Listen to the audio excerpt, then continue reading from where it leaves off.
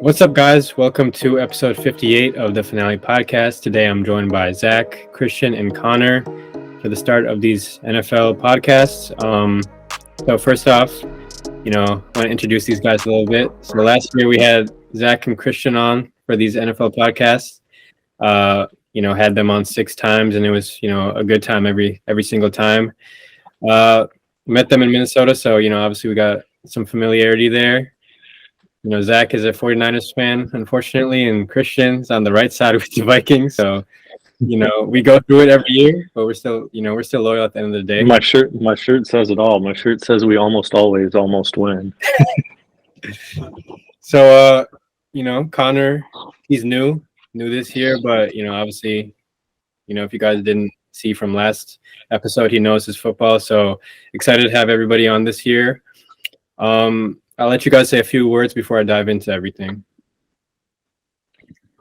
Well, I'm Zach. I'm 27 years old. I live in Connecticut. Me and Markos have known each other for probably, since he was in kindergarten. I think that's the first time I met you, so that's probably 15, 20 years.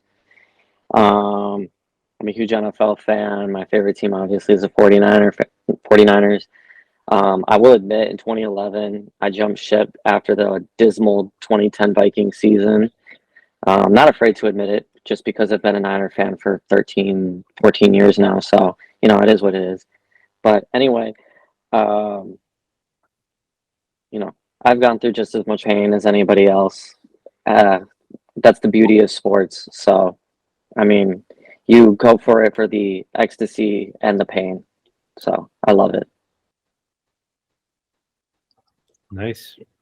Yeah, I'm just to introduce myself real quick, since some of the viewers might not know me. I'm Konnor McIntosh, and I currently live in Michigan.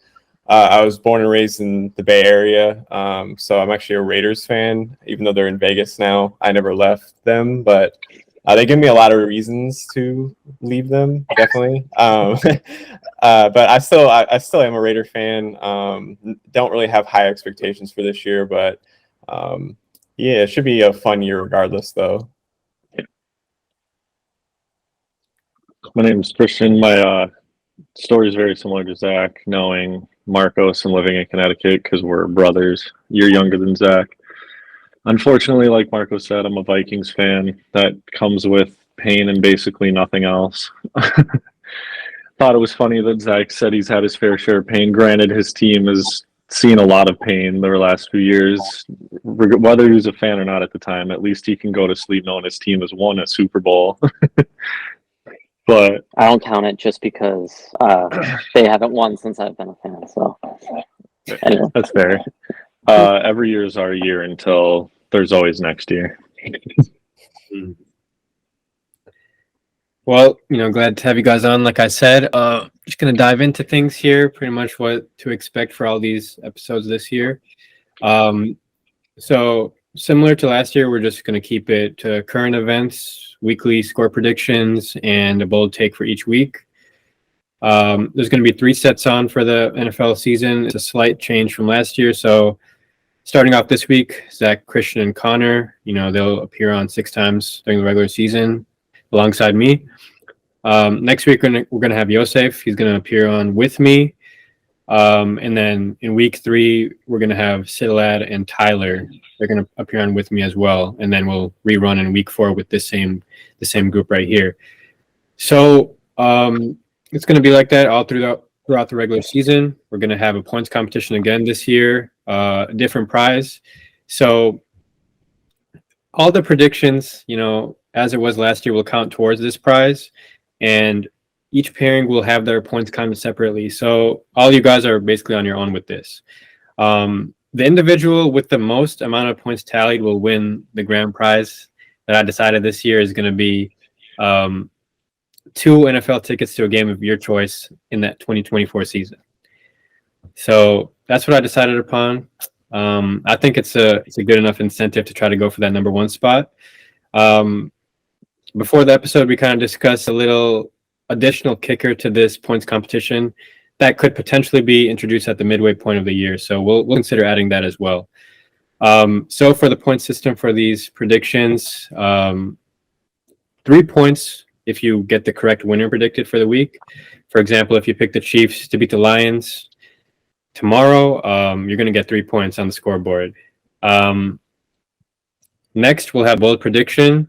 That's going to get you 6 points. So an example that I wrote down for a bold prediction is if Josh Allen was to throw 5 touchdowns, then you get the bold prediction, 6 points for that. But I had it last year, so I kind of said if you get it close enough, I'll also give you the points. So if he were to get 4 touchdowns, which is still a pretty high number even for Josh Allen, I'll also give that to you.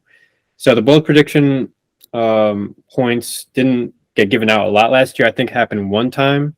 So it's pretty hard to get, but I think I'm not too strict on it. Like if you get close enough to that high number, that bold number, then I'm going to give it to you. But I'll tell you during the episode if your prediction is bold enough or not, because I think last year, like I was saying before the episode, we had some circumstances where they weren't bold enough and they were kind of a safe pick. So that defeats the purpose of the bold prediction. So, that's what's going to also go on with the bold prediction, 6 points for that, and then 9 points for the correct score of the game predicted. So if you pick the Chiefs to beat the Lions 24-13, if that were to happen, you get 9 points. So with all that being said, you could potentially earn 18 points in a single week. Even though it's kind of unlikely, of course, it hasn't happened yet. It's still possible. So with that, is there any other things I need to cover? Any other questions? I just want to point out that I remember last year when we were on, I think you predicted Tyreek Hill to get 400 yards, and I went absolutely berserk. But that's the spirit of a bold prediction. So that's a pretty good example. Yeah, that's kind of a standard, that we want to set here. So for sure. Yeah. So you got to meet that standard, and if you get it, then you get the points. So getting the bold prediction, getting the game score is definitely going to be the things that set you apart, on the leaderboard. So we'll see how that goes this year. Last year, I think it was Hitlad who won. A tough part of last year was kind of that Monday Night Football thing with Bills and Bengals that happened, and kind of it messed it up a lot. Like I didn't obviously see that happening, so I couldn't plan for that, and it kind of threw an imbalance at the predictions. So my bold prediction for the year is DeMar Hamlin gets comeback player of the year. That's not. I don't want to joke. I'm sorry. Yeah. But we'll see what happens this year. Hopefully none of that, the games get canceled, hopefully just a successful NFL year again. But with that being said, we'll start with the current events. So Travis Kelce injury in practice on Tuesday, hyperextended his knee. It was initially feared to be something way more major, but it's believed that it's kind of his ACL is intact is what they're saying, and he's actually questionable for the game on Thursday night. So I guess starting off, I just want to throw out a question is I know Konnor kind of brought it up in our last podcast of how Travis Kelce affects the Chiefs, and how if he were to miss time, this is a completely different team with unproven receivers.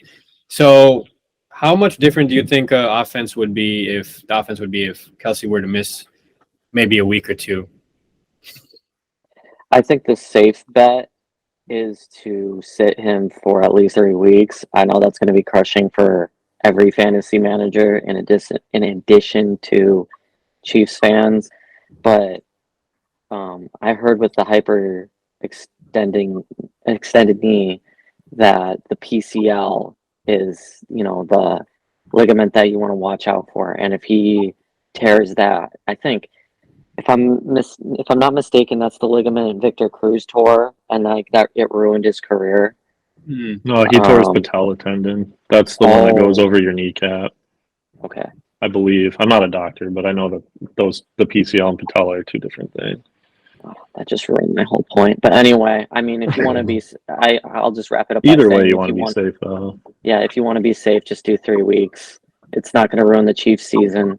I mean, it might ruin how the Chiefs want to do things in terms of how people game plan for them, because if the Chiefs, have lackluster 3 weeks and they get out of it. Worst case scenario at 1-2. Now everybody knows how to beat the Chiefs. So Yeah, I agree with that. I think you don't necessarily need him week one. I mean, you much rather would have him healthy, for most of the season rather than risk him in the first couple of weeks.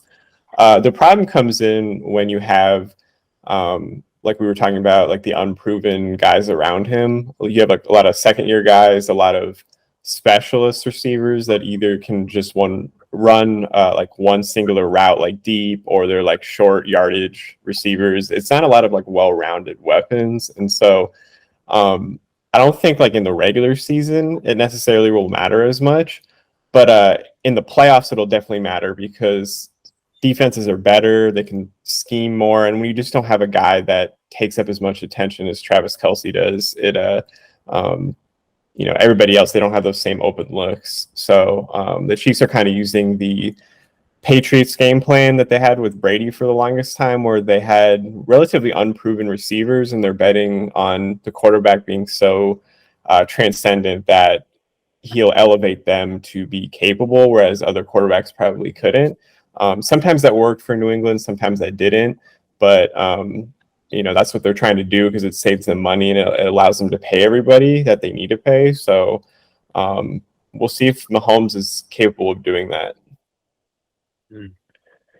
Yeah.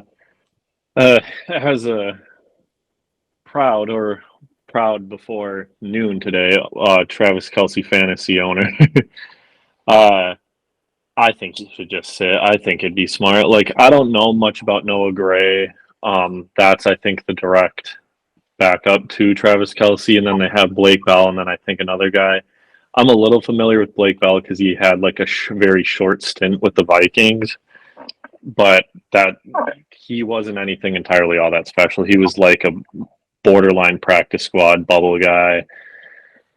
But yeah, I think Kadarius Toney's much better than people are expecting.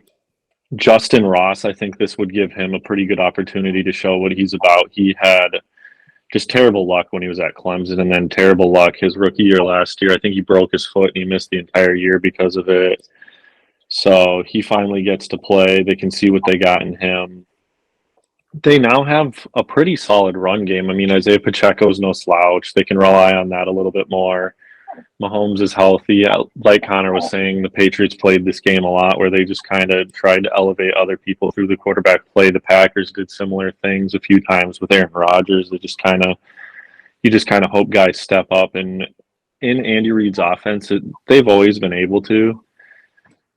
Just like they used to not have these guys and they had like Alex Smith as their quarterback, and they've only had 1 year since Andy Reid's taken over where they've had less than double-digit wins. So I think they're a good enough coaching staff, even without Eric Bieniemy, that they'll figure it out. I think it'd just be smart. Save Kelce. You rather be over precautious, make sure he's 100% by week 3 or 4, than he goes out there, blows out his knee, and you don't have him the rest of the year. Yeah. No, I think I would agree with that, especially with it being a Thursday night game. For sure this week, probably, sit him and then kind of reevaluate that. It's good that he's responding well, to the injury, after the initial kind of fear, I guess, about it. But, I just think even if you did start 1-2, obviously. I think they did last year, didn't they? Did they? Or was that the year before? They started below 500 through a few games, either last year or the year before. I think it was like 3-4, 3-3, something like that. Yeah. So they're capable of digging themselves out of that hole too. That's the thing. I think be precautious with this type of player. Obviously, this is your star player. He's heavily utilized, so I think you gotta be smart about that. And you guys did mention, they have other pieces that could, use this opportunity for themselves to show what they're capable of. You got the run game with Pacheco and McKinnon, which was a force last year. I mean, Kadarius Toney, obviously, after that trade, he's been, pretty important for them. Lost Juju, so there's, opportunity for Sky Moore. You guys mentioned Justin Ross. So I think it's not the most, eye-catching, I guess, names, but they're capable of, getting some wins. Start off with the Lions. They're capable of like putting up results to the point where they don't need to rush anything. They're the Super Bowl champions. They're I mean, as much as it seems like it's just Kelce and Mahomes, they're not entirely based around that. Now, I know their defense, I feel like, could struggle without Chris Jones, but which obviously affects their team and their chances of winning. But I think it's nothing you need to worry too much about with Kelce. You don't want to make any sudden decisions. So I think they're going to be smart about it. I wouldn't be surprised if he misses the game tomorrow. But I mean, you hear reports about him potentially being able to play, and if he can play, he will play. So I don't know what it's going to come down to, whether it's going to be his decision or the doctor's. But it's good that he's at least even having a chance to play tomorrow. Well, and here's the other thing too: is if he does play, from a fantasy football standpoint and from the Chiefs as a team competing standpoint too, is just how effective would he even be if his injury is bad enough where he could miss time with it. So if he's out there playing with an injury that he otherwise could miss 2 or 3 weeks with, is he going to get targeted as much? Is he just going to be out there as a decoy? Yeah. What would his usage be like? What would his production be like if he's playing hurt? Would he be more of a hindrance to the team playing injured than if Noah Gray were in or if Blake Bell were in? So other things to factor. Yeah, you want your guy out there, but does it hurt your team with him being out there? I think regardless of Kelsey's status for tomorrow night's game, I think the Lions are fully aware that if he plays, he will be a decoy. I don't think, and I mean, for that reason, I think Kansas City should sit him for sure tomorrow, just because the Lions will see right through it. Yeah, the Lions will see right through it. He'll be a decoy, and like even as a decoy, you're still out there in an NFL game, and there's still like a huge chance of worsening the injury, regardless of how much he's doing or how much he's contributing. Yeah, and as a tight end, you technically play on the offensive line. Guys can fall into your legs and stuff all the time, so. Yeah, I think with the Chris Jones thing too, like, I think if they don't have Chris Jones and they still have Kelce, I think there's ways that they can outscore teams. But if they don't have if they have both of them missing, then it gets a little tricky because their run defense is, susceptible to, keeping the other team on the field. You're not going to have as many possessions. So I don't like how top heavy their roster is right now. So I think it's imperative that they get Kelce back as soon as possible, because I was looking at their schedule and they play the Lions this week. Then they're on the road at Jacksonville and then home to Chicago, road Jets, road Vikings, and home Broncos. So there's like 3 or 4 tough games in the first 6. So, like you can't dig yourself too deep of a hole because only one team gets a bye now, not 2. So you want that home field advantage. And since Mahomes has been there, they've had home field advantage, I think, every single year. So, you want to try to get that if you can. And I think with that, oh my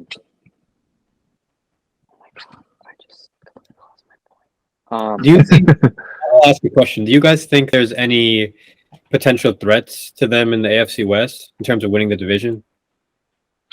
The Chargers.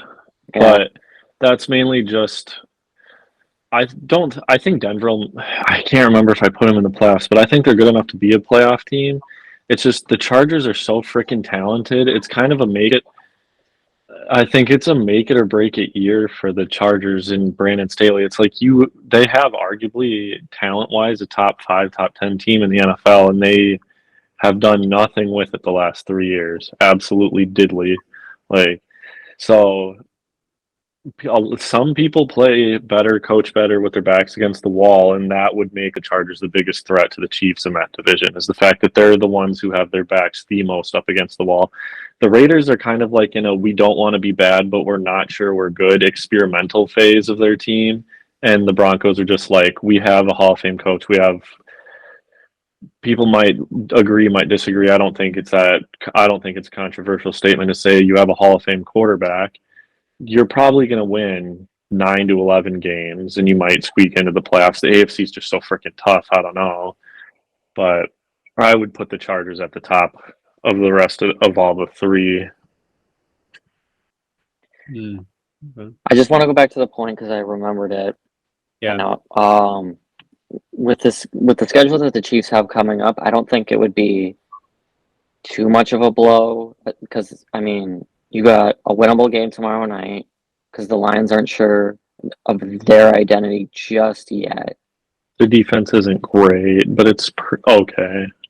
And then you have Jacksonville next week, which is a huge Their game. defense is pretty good. Was at the beginning of last season we weren't thinking too much about it, but and then you have the Bears. So I mean, it's a comfortable stretch to where Kelce can sit out, but at the same time, it's still if you lose to the Jags, there's tiebreakers at stake, especially if you get upset later in the season by say the Bills, the Bengals, right? I mean, it's a tough decision to make, especially with next week. I mean, I'm for sure he's out tomorrow. I don't think he's playing, but I think it would be silly if he did.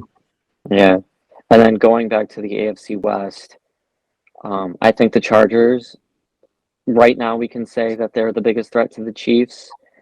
I'm going to hold out hope for Denver just because.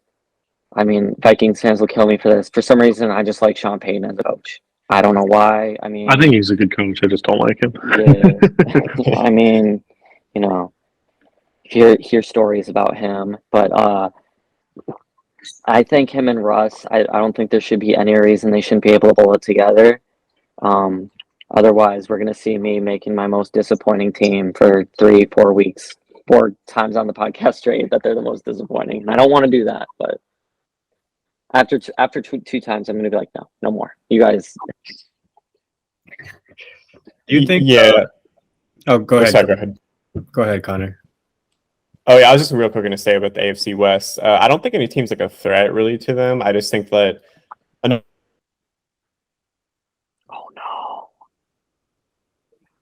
No, Konnor. Zach, you feel? I don't think any. I mean, going off of what Konnor was saying for right now, I don't think any other team poses a threat either. It's just going to be so difficult. I mean, it's the NFL. Anything can change. I mean, I haven't heard anything about Mahomes' ankle in a few months, but that lingered on with Favre from 09, from ending the season in 09 into 2010. Favre was also 10 years older than Mahomes is now, though. Right. And Madison's advanced the things they do. So it's not to say that comparison is silly, but the circumstances are definitely very, very different. I think it'll definitely surprise us. I don't think the Chiefs will have the same result as the Vikings did in 2000. As the Vikings in 2010. I mean, there's no shot. Yeah. I mean, with the Chiefs' backup quarterback now, it's Buscelli. I don't think he can get it done, and I think at that point you have to put Matt Ryan on the phone with Kansas City. And Philip Rivers almost came back for the 49ers last year, didn't he? Yeah, I'm still mad at the 49ers for not bringing in Baker Mayfield instead of Josh Johnson, but that's a conversation for another time. But anyway. Yeah, I just remembered our half-hour Baker conversation last year, that 1 week. We're spending so much time on Baker Mayfield. But anyway, I finished my point. Let's see if we can get Konnor back on. Oh, there he is. There you All right, go. cut that last part out, Markos. If Konnor wants to continue his point, Yeah, after I'm cool with it. Favre's ankle situation to in 2009 going into 2010, if Konnor wants to jump off of that. Sorry, can you tell me what you were talking about? I lost the internet for a second, so. No, you're good. So I was just saying that I agreed with you that there's no real threat. I mean, the Chargers and the Broncos definitely do look interesting, but at the same time, Um, we haven't heard anything about Mahomes' ankle in 6 to 8 months, and it could result in not saying the Chiefs could result, but like it could result to the same performance with Favre back in 2009 going into 2010 with that lingering ankle injury. I don't know if Mahomes will deal with the same thing. Christian also mentioned that Mahomes is 10 years younger and that medicine's a lot more advanced. But what are your thoughts based off of the threat to the AFC West? Yeah, I don't think the ankle injury will be that big of an issue. I think just the way Mahomes plays, like, sometimes when he holds onto the ball or extends plays, it does lead you to be more of a injury-prone quarterback, but he's been relatively durable outside of one season, so I don't think that's an issue. But I think that teams will, especially if they're missing Chris Jones, I think they'll be able to take games off of them, just because the Chiefs defense as a whole, it's like a solid unit, but there's no like standout players. It's not like they have like superstar defensive players. So what I was kind of saying before I lost my internet was that even as weird as the Raiders were last year, they only lost by 1 point in Arrowhead. It was like 30-29, I think. So like it's still the NFL. You're still going to have guys from teams that might not be as good, or slightly dysfunctional teams like the Chargers and Broncos. Like they're going to get up to play against the Chiefs. So if they're not fully whole, I definitely could see like maybe instead of going 5-1 or 6-0 in a division, maybe you go 4-2 or 3-3, and that might be the difference between a 1 seed and a 2 seed, or a 1 seed and a 3 seed. So I think that's what I'm most worried about with them. Yeah, and I think we also touched base on that as well. I mean, with Kelce, those games versus Tennessee, Jacksonville, Denver, Los Angeles, Chargers, Buffalo, New York, and even New England. You have to win those games if you're serious about getting the 1 seed, getting home field advantage throughout the playoffs, getting that bye. I think we're harping a little too much just because it is Kansas City. They're the new Patriots, but at the same time, there's so many question marks about Kansas City if they lose 3 key players. So, we'll see. Okay, do you guys think, last thing I'll ask is, like, say they are missing Kelce and Jones for an extended period, do you think they'd ever be kind of rush into a decision to kind of bring Kelce back at least, because maybe they are kind of losing grasp of the division potentially? At most, Kelsey's out 3 weeks, so there's no real division threat after that time. If they're 0-3, then I'd be like, all right, how's the knee? How is everything? Like, are you okay? Is everything good? We need to get you back out there. But I don't think there's any real rush with Kelce. And same with Chris Jones. I just saw a report that he's going to report week 8 without a deal. And that's wild, especially with Kansas City's defense. And there's so many question marks surrounding that. It's going to be tough. We could be looking at all of this, after the Super Bowl, and everybody's like, everybody doubts us, like they did last year with losing Tyreek. But, we'll see. We'll see just how great Mahomes is, for sure. Honestly, like, I think they'll be okay. I think it's. Yeah, I hate to say Kansas City's Kansas City, but come on, man. Ultimately, I think they'll be okay. They have a lot of pieces that did show up last year outside of Kelce. So even last year, when we're talking about Kelce being a decoy, like potentially now, if you were to, kind of start playing like tomorrow, like Kelce kind of was a decoy at times last year when you look at how they use him in different ways.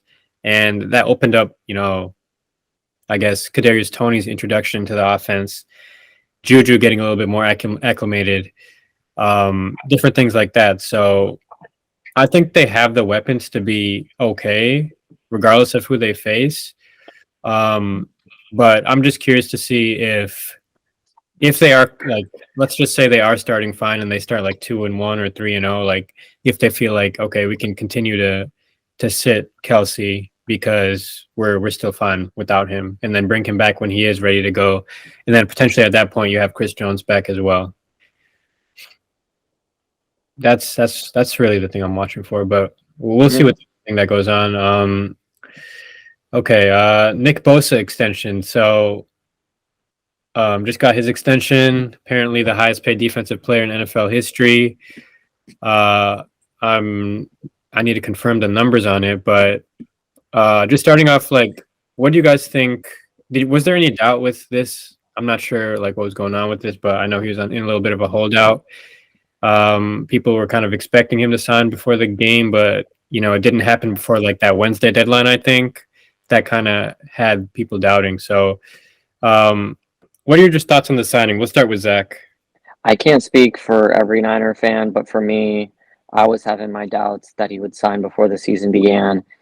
I didn't see any reason or any way. I mean, I'm starting to doubt John Lynch as a general manager, given the way the Trey Lance situation happened.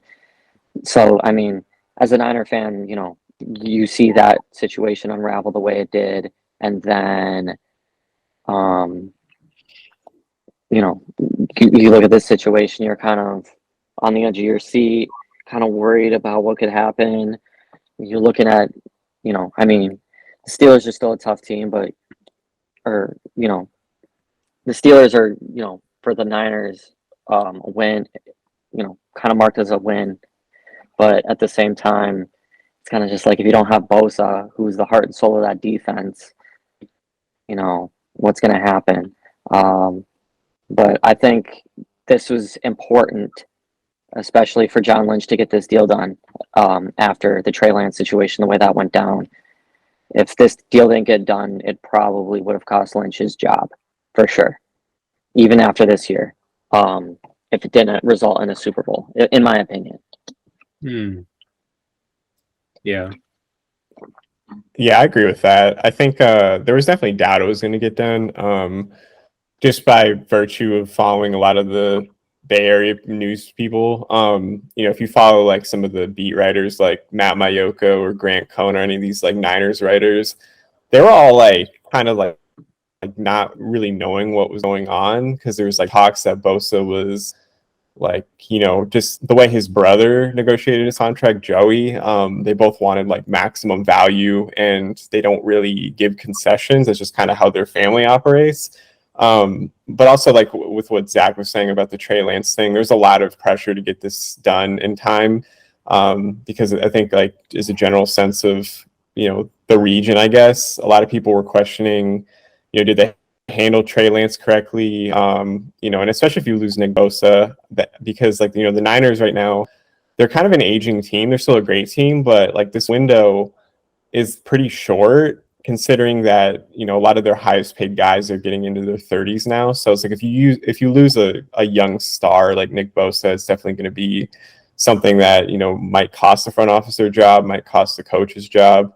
But the fact that they got it done, I think, is a great sign. And now it's up to everybody to stay healthy, because the knock on Nick Bosa has been he's kind of missed time with injury here and there. So we'll see if he can stay upright like he did last year. And if he does, then I think the Niners are going to be a really good team.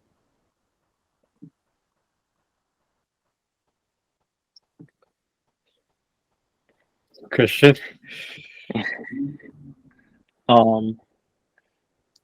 I don't know. I wasn't too familiar with what was going on with the Nick Bosa thing. I personally thought it was kind of going to end up like Chandler Jones from the little I did know. I just figured he wouldn't get a deal. So, and then we woke up this morning, there were a lot of people. I could have sworn this morning there were people on Twitter that were like, the Niners really doubt it's going to get done. And then lo and behold, 7 hours later, it was done. So it's kind of like when it happened, I can't say I was too surprised, but I was also like, where do these people get their information? It was, but it wasn't going to happen. I don't know. But I think it was really important for the 49ers to get it done, and the fact that they gave him as much as they did, and the fact that they waived all his fines proved that they wanted to get it done. So all in all, it seems like it worked out for them. Bosa missed training camp, and he has basically 3 days to prepare, but he's one of, if not the best defensive players in the NFL. That might not matter. Yeah, I've been seeing he's been training. I think he trains back. Yeah, of course, that too. There's no doubt that he's going to be ready. I think that's what Kyle Shanahan was saying in his press conference. But yeah, I think it was important that they get this deal done. I've seen rumors. I don't know if it was real, but like about trade talks or people calling in about Nick Bosa. Apparently that was real, right, Zach? So what I saw, I think last week, was there was a Reddit user that claimed to have broke the news about McCaffrey being traded to the Niners last year, saying that they were going to trade Bosa. Okay. It was the same guy who's like, there's talks around the building that they're going to trade him and have somebody else pay him. If that happened, I think Lynch loses his job the next day, in my opinion. If you lose him on a trade, I mean, It would depend on what you get back, I I think. suppose if you don't get a first round pick, especially with a team that's poised to be like a top 10 pick in the next year's draft, I don't think I it's just I so can't remember who frustrating. I can't remember who said it, but it was either this morning or yesterday. I saw a report that like some agent, and it might have just been his, trying to force the 49ers hand, but some anonymous agent said that 28 of 31 teams in the NFL said they were willing to pay whatever Bosa wanted if the Niners didn't want to, and they would trade for him immediately. Do we know how true that was? No. Do we know whose agent that was? No. Could it have been Bosa's? I would lean closer to yes than no, but it's just interesting the way things get passed around. And no, within 28, 48 hours of that report coming out, he has a new deal anyway. So it's just kind of like, that's why I would think it was his agent, because it's like he knew the quickest way to force their hand and it worked. I just want to continue on by saying, with this deal getting done, it does make things cap wise a lot more difficult with the Niners. Any Niner fan listening to the podcast is probably going to hate me at first for saying this, but I think you got to see what you can get for Eric Armstead in a trade, because, I mean, you know what I mean? It's just, you got to get rid of that 28 mil. He's scheduled to make 28 mil the next 3 years, 28 plus $million. And I think you either do the same with Trent Williams or let him play out his contract. And you also got to think of 5 guys that you want to keep on the team for years to come. And for me, it's Bosa, Debo, Ayuk.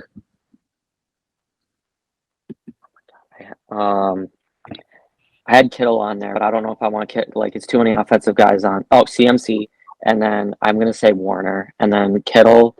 I mean, it would be tough to see him go in the future, but at the same time, you got to kind of make your decisions about who you want on that offense in the future, who's more easier to replace. Granted, wide receiver is a little bit more easier to replace. I mean, you could easily replace Ayuk, but at the same time, I think, Ayuk is just ascending, and you don't want to let him walk away when he's, about to reach his peak. And with Kittle, I feel like he has reached his peak, and I think it wouldn't be as disappointing to see him walk. It wouldn't be so popular with Niner fans just because he's been the people's tight end for so many years. But it's just, I think you just got to look at 5 guys that you're like, they're irreplaceable, and there's no way we can ever let them walk. And then the others, the people who are not these 5 guys, I mean, they're easily irreplaceable.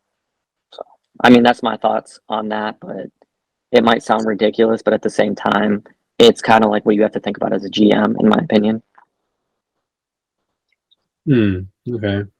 So I know you guys kind of Zach spoke on it with the frustration with Lynch. Kind of, how has that kind of gone? Because I'm not really too keyed in on Konnor as well. Like, I know you guys are familiar with that, the Bay Area reporting and stuff like that. But what's been the frustration with Lynch, especially with the Trey Lance situation? What kind of has been building up? I think. Yeah, it's. Go, I'll go Konnor. ahead. Sorry. No, you go. Sorry. Well, just I wanted to briefly address one of the things Zach said. I think it's absolutely right. Somebody's going to be the odd man out, whether that's Ayuk or Kittle. Personally, for me, I think Kittle's the guy that you let go, just because like the age composition of the roster. And you can't get rid of too many guys that are under a certain age, and you can't keep too many guys that are getting above 30. So that's one thing. And as far as the Trey Lance thing, I think it's just more of a there's just more mixed messages. I think, especially like at this beginning of last year, if you remember, it was going to be like Trey Lance's year, and then they ended up bringing back Jimmy G, which is kind of surprising to a lot of people. Which is actually, it kind of turned out to be smart because Trey got hurt. I think it was week 2, and then Brock took over from Jimmy, and it kind of just, he kind of seized the job. But really, what I think the biggest thing was that they bring in Sam Darnold, and a lot of people thought that it wasn't really a fair competition, or it was never really actually a competition between Sam Darnold and Trey Lance to be the second quarterback. And especially in the sense that they shared the same agent. I think, from what I heard, that the agent wasn't pleased with Kyle Shanahan saying, some weeks this guy might be the backup and some weeks this guy might be the backup, which kind of in turn hurts both their values, their perceptions. So the agent kind of said, basically choose one or the other. And just in the sense that they gave up a lot of capital to get Trey Lance and then to get rid of him for, I think it was a 4th round pick. It doesn't really sit right. And the other thing is the number of picks in the first round that they've kind of whiffed on in recent years adds to the frustration. And Zach can kind of talk more about that, but they've missed on a good amount of guys other than Bosa, like Solomon Thomas, and I think Reuben Foster was a 1st round pick, and Kinlaw. I don't know if the fan base really likes Kinlaw that much, but there's been a lot of misses with this regime. Kinlaw has been probably one of the most disappointing players out of the 3 that you mentioned. With Reuben Foster, I don't think anybody was really expecting too much just because of where he was picked. With Solomon Thomas, it was kind of more so we got someone who shot up the draft board the day of the draft. I mean, I don't remember too much about that. That was, 6 years ago? But, you thought it was going to be a good situation. I remember someone said that Lynch and Solomon Thomas were partners for some project at Stanford over the summer or over the winter or whatever. And you were like, oh, this is a good pairing. Like, that's a really good pick by Lynch. Like, he knows the guy personally. He knows what he's about. He knows his work ethic, all this stuff. But anyway, Kinlaw is probably the most disappointing just because I think this is before Ayuk. It was. And we were kind of looking at like either Henry Ruggs, good thing we didn't pick him, but that's a discussion for a different time, Jerry Jeudy, or CeeDee Lamb, or even Justin Jefferson. I mean, imagine Justin Jefferson and Deebo Samuel on the same team. Cap hell, but at the same time, I mean, it would have been a good situation. But Javon Kinlaw has, tried to show that he belongs in recent years. And it's just, especially on social media with his argument with Grant Cohn, which is why I rolled my eyes when you mentioned his name when talking about the beat writer. I mean, both are clowns, but at this Kinlaw and Cohn being said, but it's, I really felt like Kinlaw. I mean, you see an athlete go on social media and you're like, this, like, I'm going to get this right. I'm going to do what I can do to perform. And I mean, jokes on me for believing that. But Kinlaw has just been next to nothing, since he's been drafted. So, And then just with going back to the Trey Lance thing, when he was picked in the draft, obviously the 49ers traded a bunch of assets to kind of get to that point. Were you satisfied with that pick in that moment, or what were your thoughts with that as well? Absolutely not. Okay. I know Trey Lance at the time had so much potential in terms of what he could do on the field, his the velocity on his throws and all that stuff, his 0 interception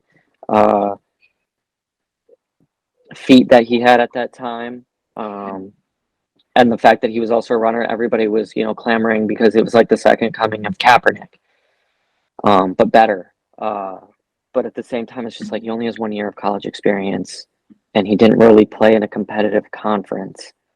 So at that time, I was hoping, and everybody can laugh at me all they want, but at that time, I was hoping that the Jets were just setting smoke screens and they were going to take Fields with the second pick, and the Niners were going to get Wilson, or the Niners were just going to take Justin Fields, which, with what Shanahan wanted to do with Lance, would have been probably the best pick in recent years. But with Trey Lance, it wasn't smart on Trey Lance's part to only do 1 year of college, especially at the level he was at. He should have stayed at least another year. But, everybody, including Lance, learned from this situation. And I think he's in a decent situation in Dallas. He'll know what not to do in terms of Dak's interceptions, and he'll know how to prepare. He'll know how to be a leader in terms of, those traits that Dak does have. So, I think it worked out well for everybody in terms of learning experience. I can confirm that Zach really did not want Trey Lance, like months, weeks leading up into the draft. He's like, I really hope they don't take Trey Lance. I really hope this is Justin Fields or somehow Wilson falls to us. And then they picked him, and he was so mad. So he's not just saying that because it didn't work out. He might have been a rare few of Niner fans that did not want Trey Lance. I did not like Trey Lance, but I was really curious why people, and still to this day, even though I think Justin Fields will have a good year, but I'm still not sold on him. But even during the draft, I was very confused why people held Lance in such a high regard over Justin Fields. I didn't understand it, and I still don't. People could be like, well, at the time, this, and that. I'd be like, you're not going to convince me at all that there was any remote way that should have been that way. Imagine Fields in the same backfield as McCaffrey and sometimes Debo. What could have been? And honestly, what could have been with Lance, too. But it is what it is. Yeah, you never know. Because on the flip side, you could argue that Trey Lance never really got a true chance. He sat for a year, got hurt in his second start. And, well, not his second start. He started a game or two, didn't he, his rookie year? But didn't play very well. But he got like 4 or 5 games. And then they were like, he broke his leg. And then this offseason, I think someone mentioned it before, they kind of just, you never really felt like it truly was him versus Darnold. It was just kind of like, showcase Lance because he'll go somewhere else. There's trade talks all off season about them shipping him off. So I think any smart NFL fan could have seen that come from a mile away. That this preseason was probably about showcasing him, given what was said at the combine with the Vikings and any other team that was mentioned at that time, that he was not going to be a 49er during the regular season in 2023. Okay. Well, we'll see how everything goes with them. Obviously, Brock Purdy is a quarterback now. Do you have confidence in Brock Purdy, Zach? Yeah, I'm going to say yeah. I mean, I don't want to go into Sunday, preparing for the worst. I mean, it's going to be really upsetting if what we saw last year was what Vikings fans were afraid of after 2017 with Keenum, that it was just a 1-year thing. Mm-hmm. But, I think Purdy has heart. I think he has a great supporting cast. I don't think that there's anybody in his situation that could fail with that supporting cast. And I'm not saying but Trey Lance, but Trey Lance could have succeeded as well. Sorry, in terms of if he was given a fair shot, if he got better cards dealt his way. But anyway, with Purdy, I think there's definitely a lot of reason to be optimistic. Yeah, I would agree. Definitely with what he did last year, there are reasons to be optimistic. I think he'll be fine. I think the situation with the Vikings, obviously with Keenum, is like I feel like the system for Keenum, like he kind of had a little bit more freedom. Mm-hmm. Whereas with Purdy, it just seemed like they are kind of using him like Garoppolo. That's just how I look at it. So it's like, Yeah. No, it's true. yeah. So I think he'll be fine. But obviously, like, you know, when it was Josh Johnson who came in an NFC Championship, when Purdy went out, obviously it's a completely different like Purdy has talent. That's basically what I'm saying. Like, you know, you can't just throw anybody in there. So I expect a good season for him. We'll see. They have confidence in him, so we'll see how that goes this year. Do you guys want to talk about the Chris Jones holdout a little bit more? I just think it's funny. I'm just so glad that they got Bosa's deal done before Chris Jones' deal got done. Yeah, that might make things a little hairy for the Chiefs now. That's about it, though. That's But all I yeah, gotta say. because we I'm did talk glad it about it a happened little before already. Jones's deal. Yeah. That's what you get. That's what you get for the Super Bowl 54 Chiefs. Yeah, I mean, yeah, like I don't know who said it, but like they don't. I think it was Konnor who said they don't have a lot of stars on that defensive side. So Chris Jones is obviously going to be necessary for them. You know, you can't just win with dominating on the offensive side. We've seen that with the Vikings in the last couple of years. Just because I know from experience, like you need a defense, you need a solid front seven, a solid secondary to get you places. And I think the Chiefs kind of, you know, when you look at the end of like that era when they had Tyrann Mathieu and that defense, it was kind of vulnerable and teams kind of figured them out. Whereas in the last couple of years, I mean, I think they kind of found an identity on the defensive side. They're not as open to those, I guess, big plays, you know. But I think Chris Jones, you know, they're gonna need him if they really want to reach their, you know, their heights. I think they can still win the division without him. That's going to be more so dependent on if Kelce returns, because obviously if you don't have both, that's even worse situation. But I think these teams like the Bills and the Bengals, I think they can capitalize off of the Chris Jones absence if that extends out, you know, as far as, you know, the playoffs. But if he does return by midseason, like Zach was saying, I think that's important that they get him in. I don't know the situation with that, you know, but maybe Zach can speak to that a little bit more. Zach, you were talking about the Chris Jones, you know, potentially returning, right? Mid year. Yeah, that's just something I watched a little bit of NFL Live before the podcast, and I just saw on I don't think they spoke on it. I think I just saw on the ticker that he was going to be back week 8 if no deal is done. I don't, it didn't say that, but I'm assuming that if no deal is done, he'll be back week 8. Okay, yeah. I was just pretty much saying like that's obviously a big part of their defense. So we'll see what happens with that.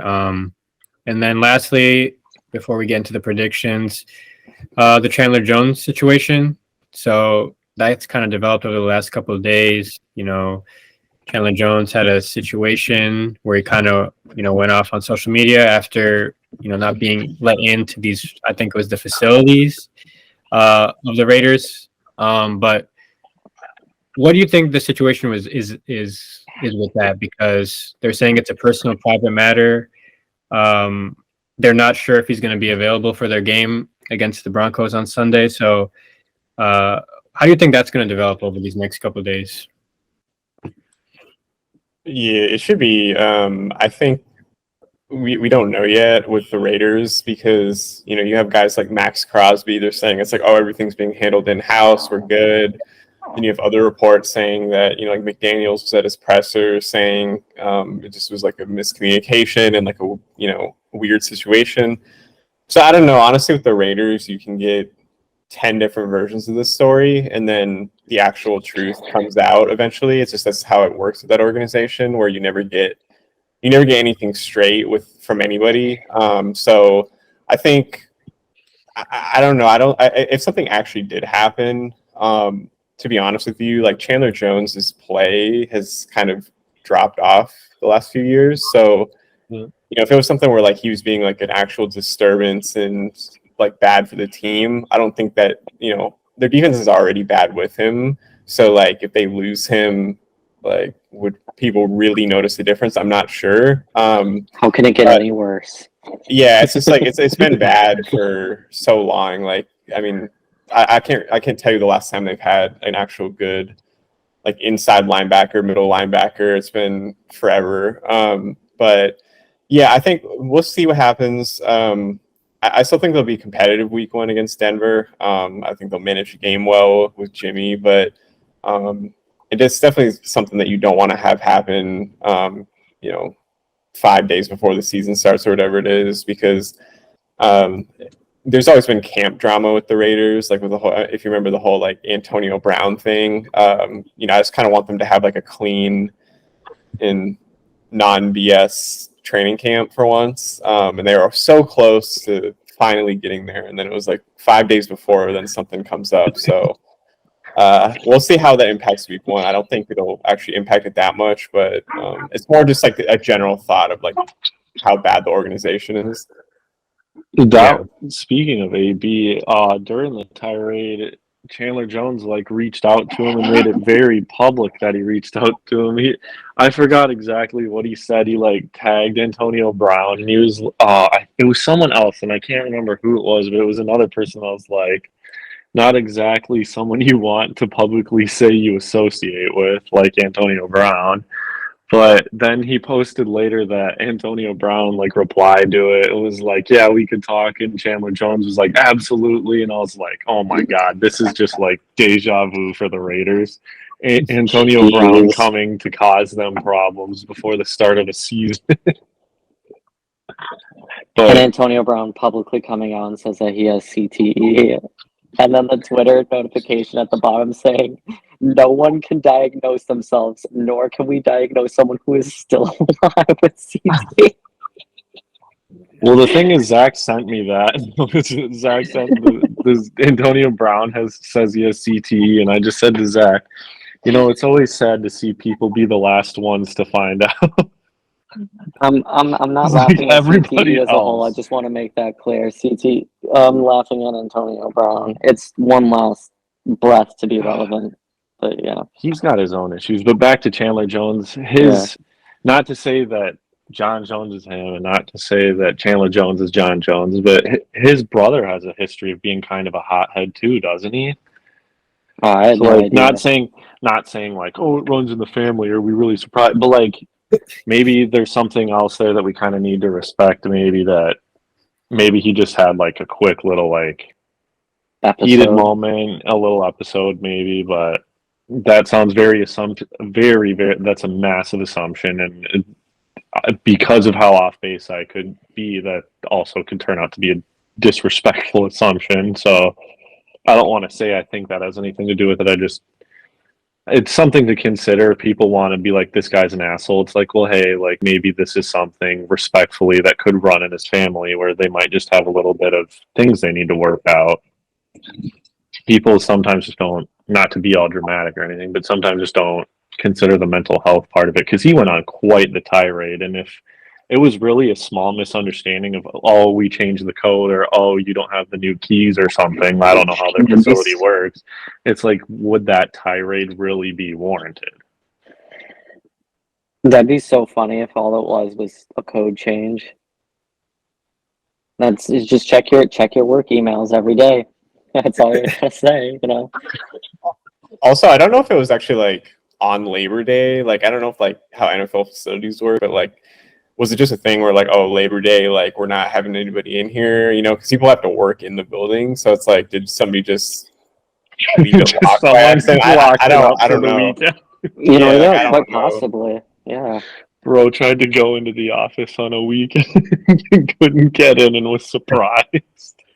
Yeah, I really like, honestly, it's such a weird story, but it's total Raiders. The amount of times I've seen the Jamal Adams clip being locked out of the Jets facility this past week just because of this, I was like, okay, we get it. With Chandler Jones on Monday, it's like, dude, we get it. When Markos said that he wanted to talk about this, I was like, I got to do more research on this, because there's no way I can come on here and be like, This is just a weird situation. I'm so confused. And then someone suns me and says, well, it's because there's just a disconnection with, say, he wants a new contract or whatever, right? But like, it's just so confusing. I went on like rumor boards, Twitters, everything, and I was like trying to figure out like what exactly happened. And it's so weird. He straight up Yeah. acted like they told him he wasn't getting any of his contract and to go home and leave them alone. Not like the doors were just locked, or not like they locked everyone out for the day. It's really weird. Eventually, we'll get the real story, and it could be tomorrow. It could be at the end of the season, but it very weird is one way to put it. Yeah. Well, yeah, it was weird because Chandler. I'm looking at this thing right now. It's just like Chandler Jones. Like on Sunday, he stated he's excited for the season, and then the facilities closed on a Monday, and then Tuesday was his rant. So I'm wondering what happened in those like 48 hours, to where like he went from excited for the season to like, I don't want to play for the Raiders anymore. I don't understand that. Just like the way it sounds is funny. Not the whole situation. It's just like Sunday. Hell yeah, let's go. Tuesday. This whole team can screw itself. What happened? Yeah. I'm just saying, like, he says, like, if that's my head coach or GM, I don't want to play for them, basically. I'm just like... That part was... I was so confused. I was like, what is going on? Yeah. I don't know. He said that yesterday, too. That wasn't in his original rant, right? That came the next day, or was that all in the original rant? I think that was in the original rant, because, like, Yeah, they posted the screenshots and everything. He just, like... He's like, F it, I don't want to play for the Raiders if that's my head coach or GM. Basically. I got so confused too when it was happening, because I got like a notification that he was going off. Yeah. I was like, Chandler Jones is like, I like saw it really quick. It like basically went off my screen before I could click on it. So I'm like, Chandler Jones. I was like, that doesn't make sense. Chris Jones is the one like holding out. And then I went to Chandler Jones' Instagram. I was like, nope, that was Chandler Jones. He's using very colorful language, to say the least. But it's just a lot. Like, I'm just looking at, like, you know, the excitement from like a year ago with this Raiders team, you know, going into the season. Devontae Adams, Chandler Jones. I'm sure there was probably some excitement, I guess, with Josh McDaniels, you know, coming over, who has been a head coaching candidate for a while, finally joins the Raiders. And some optimism with pairing Josh McDaniels back up with Garoppolo, and, you know, maybe you could put Garoppolo over the edge because they are familiar with each other. Not to, you know, stand Garoppolo, but at the same time, you know, it gives you some type of optimism given that they've worked together before. Yeah, it's just like there's always something. Like, kind of like what Konnor was saying. So it's kind of disappointing. I'm not gonna lie. If I was a Raiders fan anyway, like, just seeing all this stuff happen, you know, I guess you can also add in the Josh Jacobs thing. I mean, he's going to be back, but yeah. There's also that with the contract. He already signed it. Yeah. Oh, yeah. Well, yeah, but like, He's I chilling. remember Was it Konnor 1 year or saying 2 years? I think 1 one. year. That's 1 year. Just $2 million more than the franchise tag. Yeah, I think the optimism was before last year. I think most people, I mean, you know, there's always like two sides of every fan base, but there's one side that thought like, okay, we're getting like a coach that could help Derek Carr out, that type of thing. And then there's also another side that was like, we had a lot of momentum coming off of the playoff berth in 21, and we're bringing in McDaniels, who's known to sort of be like a rigid head coach as far as like he wants to have this like Patriot way, when I don't know if there's necessarily a need for that. And the whole locker room loved Rich Bisaccia, who was like their interim, who was a special teams coach. Like, everybody, like, They played well under him. Yeah, and everything seemed like really organized. Like all those like fourth quarter leads that John Gruden was losing, like all of a sudden under Bisaccia, like they're closing out these games and winning them. And then when we get to McDaniels, it seemed like Carr didn't really mesh with the philosophy that well. It did benefit the run game with Jacobs. Like, he can have another great year this year. But as far as what Carr wanted to do, like, it's just not the way he plays. But I think with Garoppolo, if he can stay healthy, which is like not going to happen, but I hope it does. Yeah. Like they'll be competitive. I think they're not going to be in the playoffs or anything, but they're going to be teams that are probably going to be Super Bowl contenders just because like they do have guys, especially on offense still. But yeah, it's not, Jimmy's not going to lead the Raiders to a Super Bowl or anything. So Oh yeah. Yeah.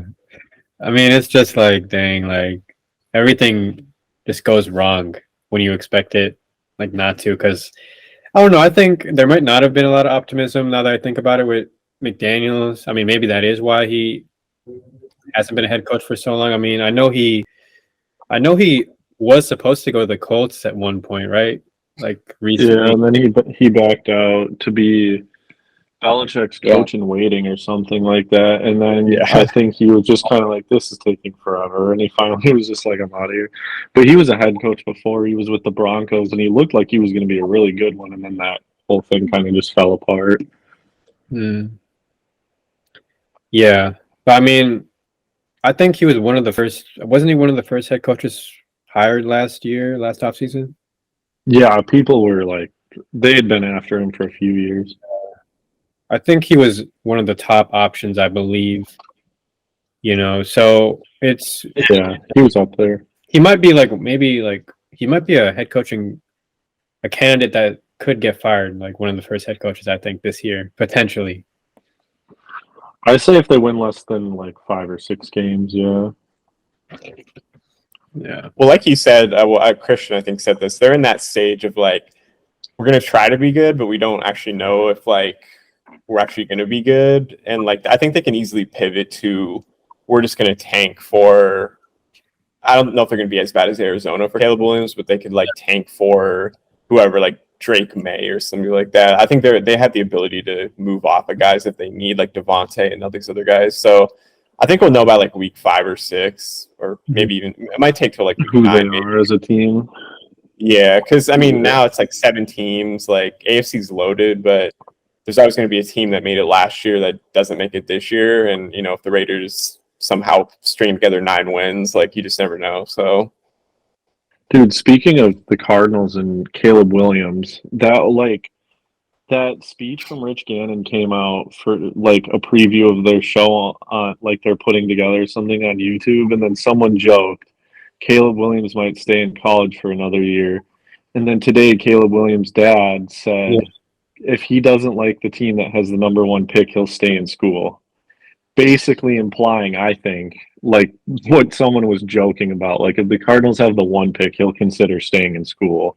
That to me is hilarious. Honestly, that could be better for Arizona because then they could stick with Kyler and they don't have to like completely rebuild because you still have Kyler who has a lot of potential. They paid him a whole bunch of money after getting demolished in the playoffs. Conversation for another time. But you still have Marquise Brown. You still have James Conner. You still have pieces. You just need, a really good draft or Cardinals a really could good just free do it. agency. The A Cardinals really good could free just do it. agency. A Oh, really good you free go, agent. Zach. You Sorry. go, Zach. You A go. really good free agency period to like make yourself relevant again.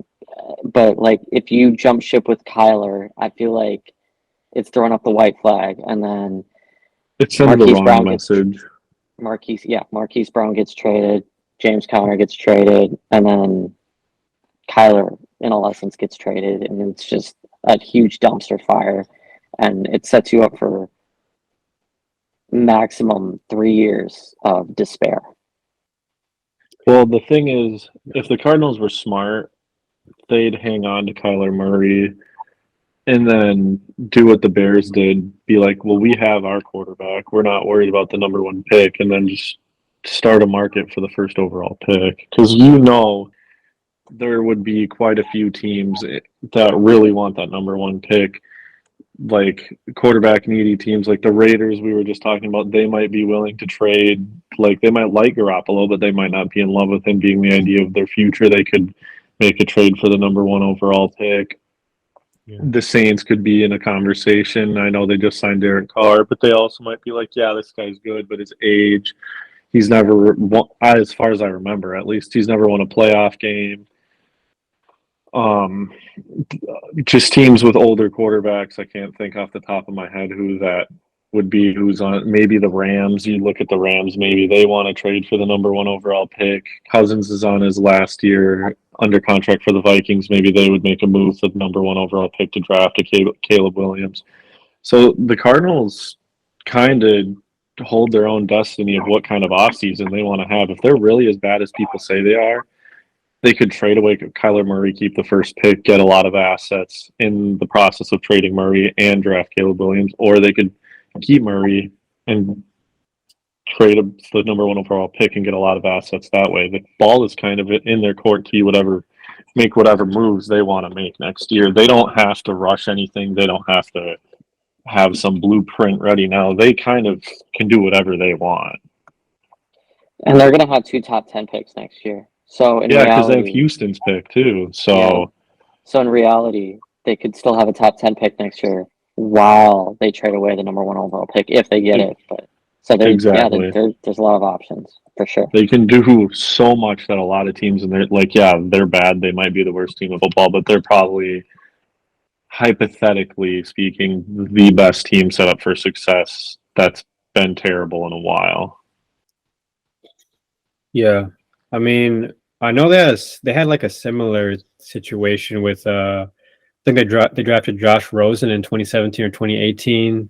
2018, and then they drafted Murray in 2019 after his rookie years, and then I think they traded Rosen too. So I mean, they've kind of dealt with something like that before, but I think it's in their court, like kind of like you were saying. You know, obviously you know what Kyler Murray is. You paid him. As far as the Caleb Williams thing, I don't think he's actually serious about that. You know, there was actually, I remember talks about like Trevor Lawrence not wanting to go to the Jaguars at one point. Yeah, there was. I remember that. Yeah, I remember that. That's fair. That's interesting.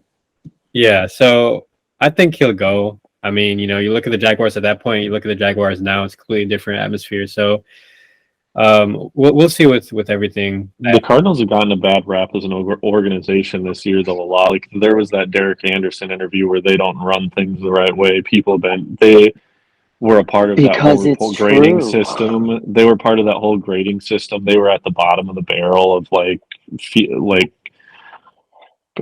facility conditions, cafeteria, training facilities. So they aren't the same thing was said about Trevor Lawrence and the Jaguars, but the Jaguars have never really been frowned upon on how they run things. They've just been kind of seen as an unlucky team.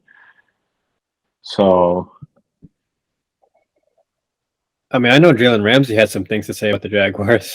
Yeah, that's true. Yeah, he was. I feel like that had a lot to do with the coach. Didn't they get into a fight on the sideline too, or whatever? He just was not happy there. Yeah. I think the Jaguars are a lot better run organization than the Cardinals. I just feel like the Cardinals, ever since their Super Bowl, it's almost like someone made a deal with the devil. Like, we're going to be trash for the next 20 years, regardless. Like, even if we have hope at the playoffs here and there, we're never going to win anything. Just send us to the Super Bowl this once, give us one chance. And then it just didn't work out. Yeah, and they kind of had that run in 14, 15, and a little bit of 16, but yeah, overall, it just, other than that, I was saying, ever since that Super Bowl run, they just really haven't been anything impressive. Yeah, I mean, before we move on, is there actually legitimacy with this Jonathan Gannon stuff? Because it seems like people are already kind of ruling it out that he'll be successful in any way. He's a weirdo, man. What's disappointing about this is I feel like it is going to be another Steve Wilkes situation and a Josh Rosen situation where they're going to be 1 year no matter what, and then they're going to hire Lincoln Riley, and it's just going to be you just wasted everybody's time. You wasted the fans' time. Yeah, and that's why I just think it's a poorly run organization. I mean, unless they told Jonathan Gannon and hey, if Lincoln Riley comes here, you're going to be demoted to defensive coordinator. Are you cool with that? But at the same time, it's just, why would anybody do that to begin with? Gannon was seen as a high profile, hire. People wanted him after being the Eagles defensive coordinator. That defense was really good. Yeah. Yeah. But then the whole video of him talking to Rondale Moore came out, and he was kind of being awkward in that. And then the thing a week ago came out of him like talking to the team. Just like, not that you want to judge a guy based on that, but like people want to play for a guy who motivates them. People want to play for a guy who's got a little bit of a personality. Jonathan Gannon couldn't motivate me to make a sandwich after being in the desert for 3 days and starving. Like, he just couldn't. He might be a good coach. Besides those 2 clips of him being kind of awkward, he might be a really good coach. But just based off of that, it's like, nice guy, but I don't know if I could play for you. But I'm not in the NFL, so my mindset could be very different than theirs. But I couldn't play for him just off of those 2 clips.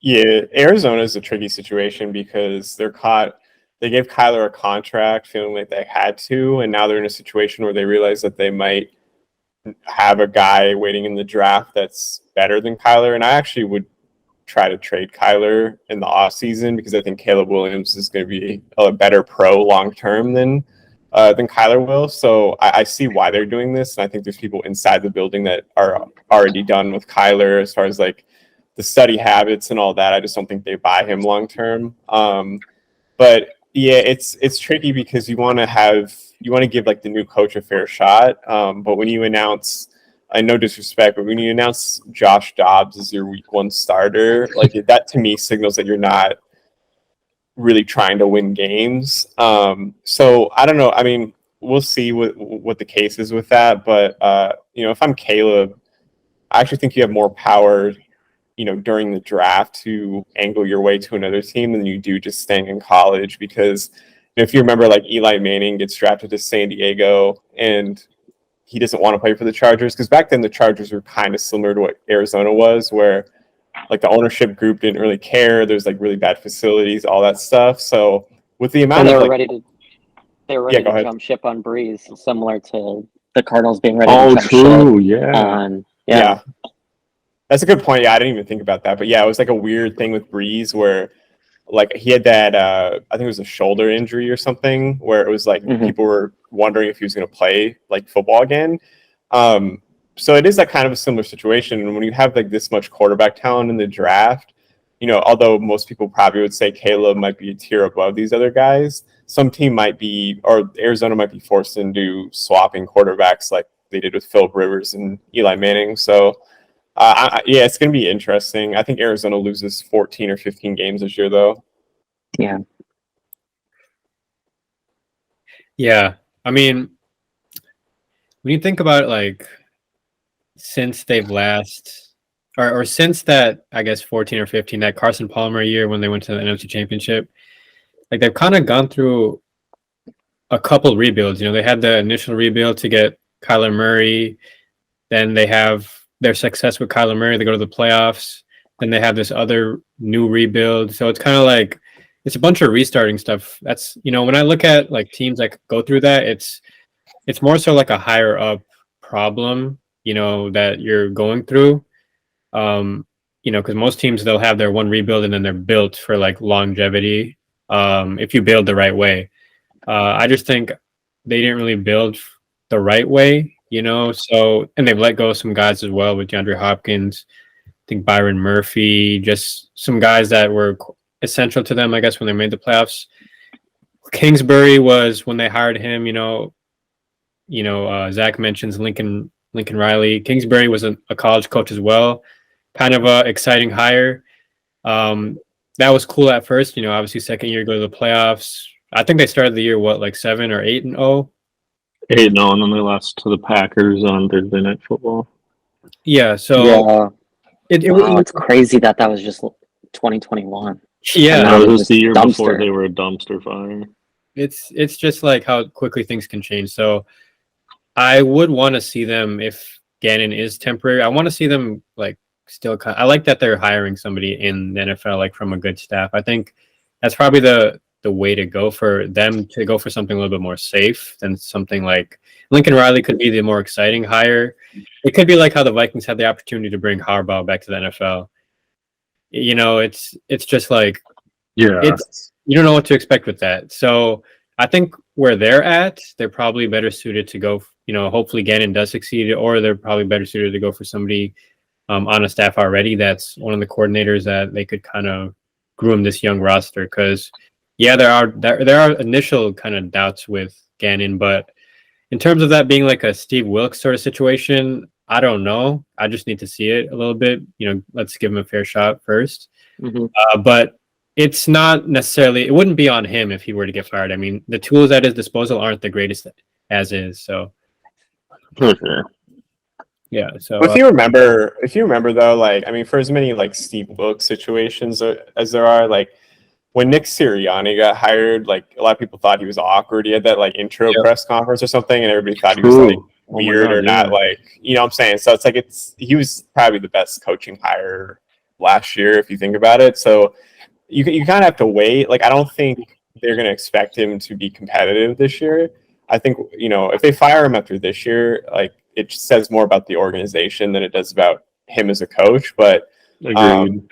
like, if year 2 or year 3, maybe, if he just like looks way over his head, and a lot of times it's easy to tell, like with the whole like Nathaniel Hackett situation. So he just has to look. He has to look the part, and he has to just have the guys organized. I think that's like the bare minimum for this year. mm-hmm. And when it comes to draft, like I guess their draft history, have they been able to hit on draft picks besides Kyler Murray? Because I know they had Isaiah Simmons, who they just traded. Isaiah Simmons was a miss. They've hit on wide receivers mostly. Yeah. Rondale Moore was one. Rondale Moore was a late guy. He worked out pretty good.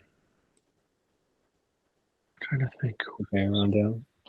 In my opinion, I don't think Isaiah Simmons was a miss. It's kind of just more so.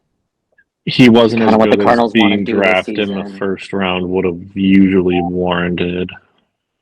More than the 7th round, yeah, I guess so.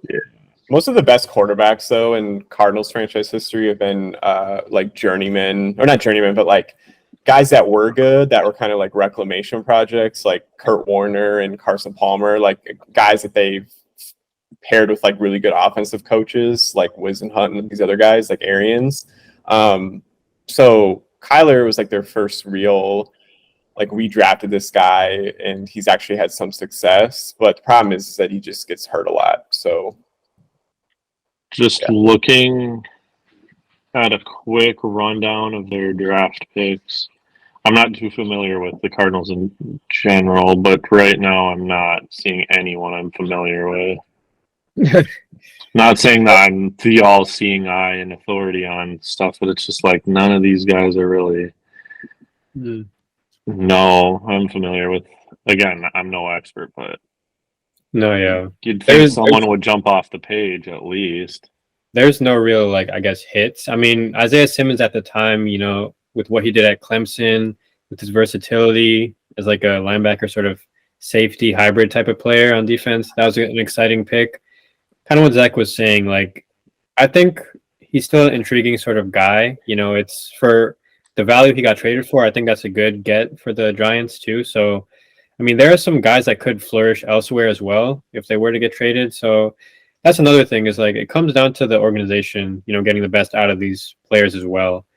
So that's where I kind of believe it's more of a higher up issue that they're dealing with, because if they continue to draft these players that aren't producing for them, that becomes a bigger situation than what it is right now. So we'll see what the future holds for them. But we can move on to the weekly score predictions for each game. So starting off, we can go with Lions and Chiefs, and kind of tell me what you guys have for that game. I want to go first with this, just because I have a little bit of prediction for this one. Okay. I'm going to go with Chiefs 21-20. I think Montgomery is going to have a good game. I don't think Jahmyr Gibbs is going to be much of a factor. I don't think the coaching staff with the Lions is going to want to get his feet too wet. I'm not sure that Amon-Ra is going to have that great of a game. Everybody thinks this game is going to be high scoring. I don't think it's going to be like, 38-35 like the Super Bowl, or 42-45, whatever, what have you. I think I think it's going to be low scoring for the most part. I think we're going to come out of this game and be really shocked with how both defenses play and how well the Lions offense plays in a pretty hostile environment. And we'll also come out of this game with a lot of question marks with the Chiefs, as we spoke on earlier about not having Travis Kelce.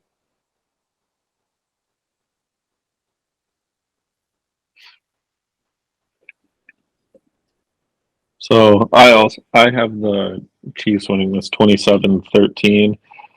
I'm sure that gap isn't quite what people expect, but not to be cliche, not to take the easy route, but it's Mahomes, it's Andy Reid. I understand Chris Jones isn't playing, Travis Kelce probably won't be playing, but there's 20 other guys that start for that team that will be there.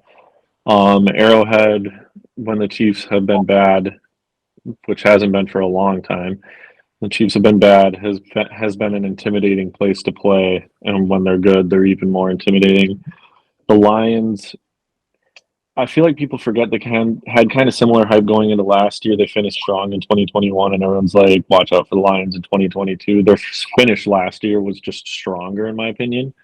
But I think they kind of just don't quite have it figured out right away this year, and they won't walk out of Arrowhead with a win. I'm not saying they're not going to be good, but I just think tomorrow the Chiefs will be the better team in a hostile environment. Yeah, so before I give my prediction, I just want to give some context to the listeners, just so, because I just saw this come up on my screen, so I'm going to tell everybody. So Patrick Mahomes, week 1 as a starting quarterback, his total stats in 5 season openers, he has 1,542 passing yards, 18 touchdown passes, and 0 interceptions with 136.9 quarterback rating, which I think goes to 158.3. So when they have a whole summer to prepare, he's been virtually unstoppable. So I'm tempted to pick the Chiefs. However, being in Michigan and near Detroit and just seeing stuff, I don't want to fall too much for the hype, but I just think with all the stuff going on with the Chiefs, I have the Lions winning 30-27. Main reason is because I think the defense is much improved. The linebackers, the D-line, the secondary is much better. And they're relatively healthy. I know Amon-Ra was dealing with an ankle injury or something like that, but it sounds like he's good to go. I just think that the Lions are going to be ready for this game, and it's not. I wouldn't say 30-27 is really super high scoring in today's NFL, but I just like what the Lions did, and they still have an elite offensive line, and with the Chiefs' lack of pass rush, I think Goff is going to have a lot of time to throw. So it's really going to come down to how much their defense holds up against Mahomes, but I don't know. I just like the Lions to make a statement. And so 30-27, I think, is a good score. Yeah. I mean, I could see the Chiefs kind of having those opening night jitters. I mean, when you think just the fact that the Lions are playing in this game is crazy, with opening night, Detroit Lions, it's not really something you see all the time. So it just is a testament to what kind of culture they've been building. And yeah, Konnor, when you say a statement win, I mean, this would be a statement like no other. If the Lions start off the season like this would be, huge for them, because look at, the hype that has been building in the offseason. Look how they finished last year with their defensive performances, their offensive performances. I mean, their 2 coordinators, Ben Johnson and Aaron Glenn, I think they were serious coaching candidates coming into the offseason last year. So I would say that they're lucky to have those guys back as well. This team could be dangerous. I predicted them to be in the NFC Championship this year for my bold prediction, because I could slightly see it, and it's because of their performances in games like this that I have optimism for. So I could see them put out a strong performance to start the week, not really be too I don't know. Not really be shy for this sort of big moment. So I could see the Lions win this game, but I guess what do you guys expect if there is, obviously no Travis Kelce? What do you expect? Would that change your prediction, Zach and Christian? No, not at all. Well, I my think prediction, I made mine I wrote mine down like an hour before we started, so that's assuming Kelsey wouldn't play. That's what I made my prediction. yeah, Okay. I that's part of the reason why mine's so low. But at the same time, like the Chiefs only winning by one, that's pretty shocking. Because I don't know that I trust the offense without Kelsey, and I don't know that they would have the same performance as they did in the Super Bowl because getting Sky Moore involved and getting Kadarius Toney involved. I mean, you don't know how much of those guys are going to be a factor tomorrow. And I mean, we're going to see Justin Ross tomorrow as well. We're going to see what he's all about. But yeah, but anyway, my score is Kelsey not playing influence for sure. Okay. Next game we got. We'll start with Panthers and Falcons on Sunday. Afternoon game. What do you guys have for that one? I'm going to take the Panthers over the Falcons. Okay. I think Bryce Young is going to have a good day. I think Adam Thielen. Well, Adam Thielen. I just saw that he was on the injury report recently. I think He's questionable.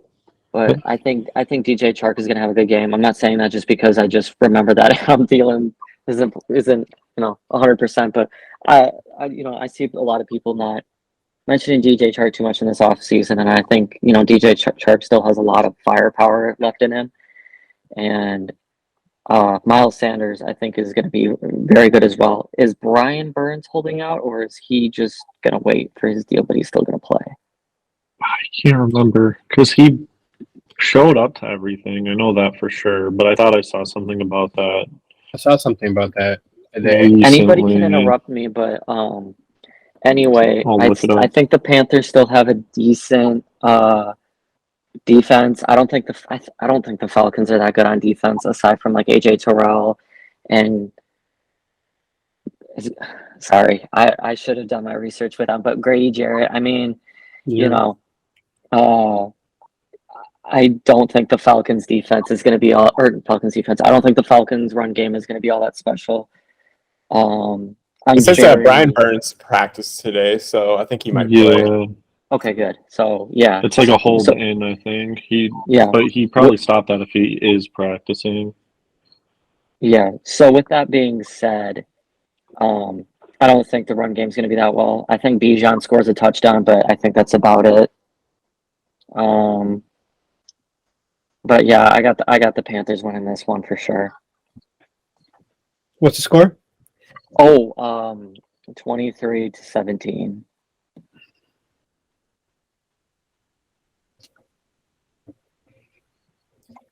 Cordell Patterson scores too. I like for this game. It's a weird one because both teams have some guys that are pretty promising. Just we want to see what Bryce Young looks like. We want to see what Bijan Robinson looks like.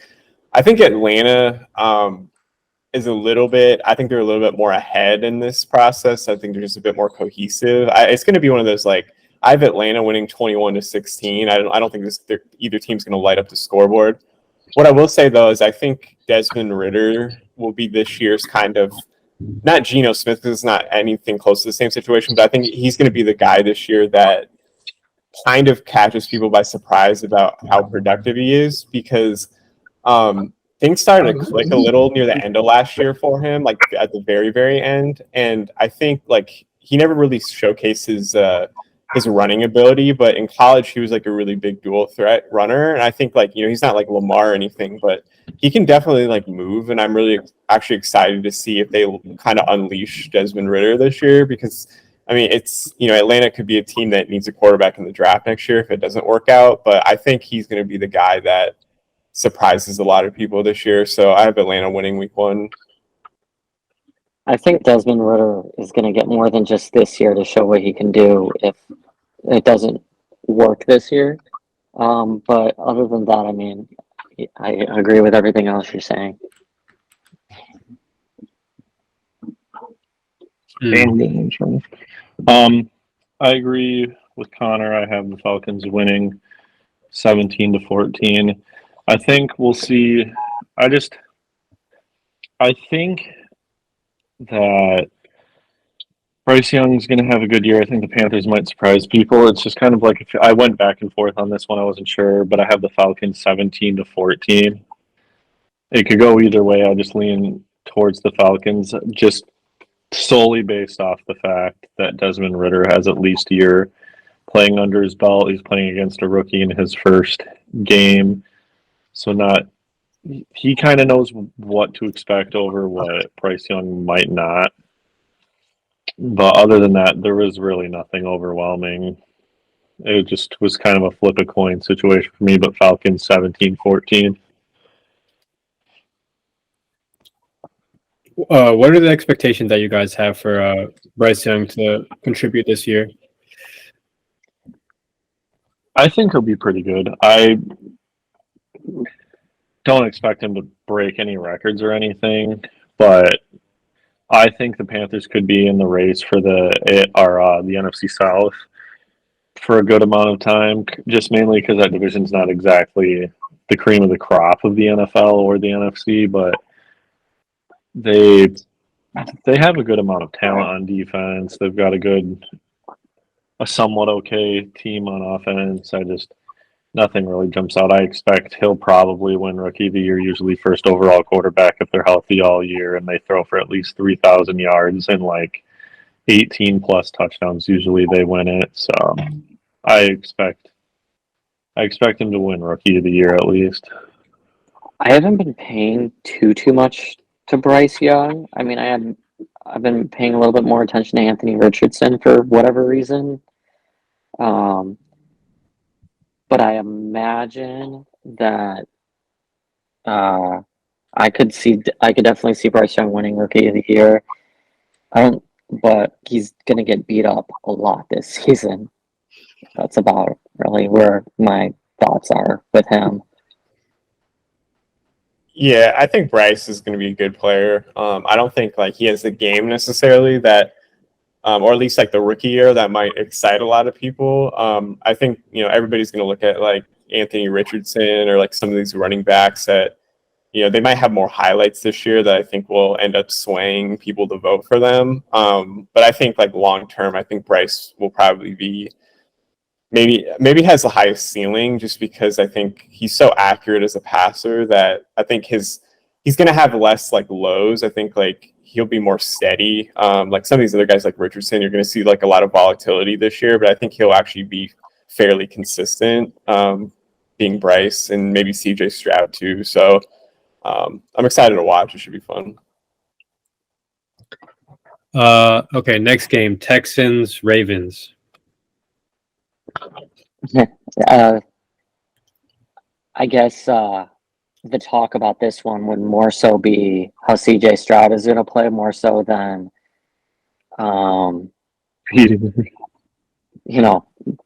anybody talking about who's going to win. I have the Ravens winning I would say 31-6.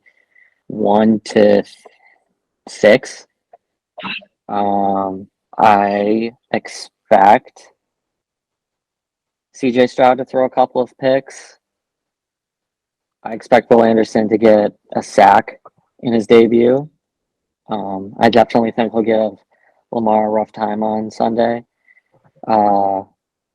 Looking at the Baltimore offense, I think it's going to be shaky for Odell at first, for sure. I'm not too confident in Odell making a splash immediately. I think Zay Flowers will have quietly a good game. But other than that, I feel like it's going to be the Lamar show, and I think J.K. Dobbins has a good day as well.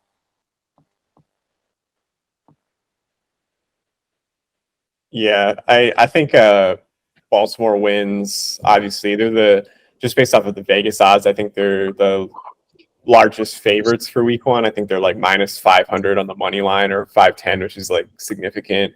I think my score is 38-10 for Baltimore.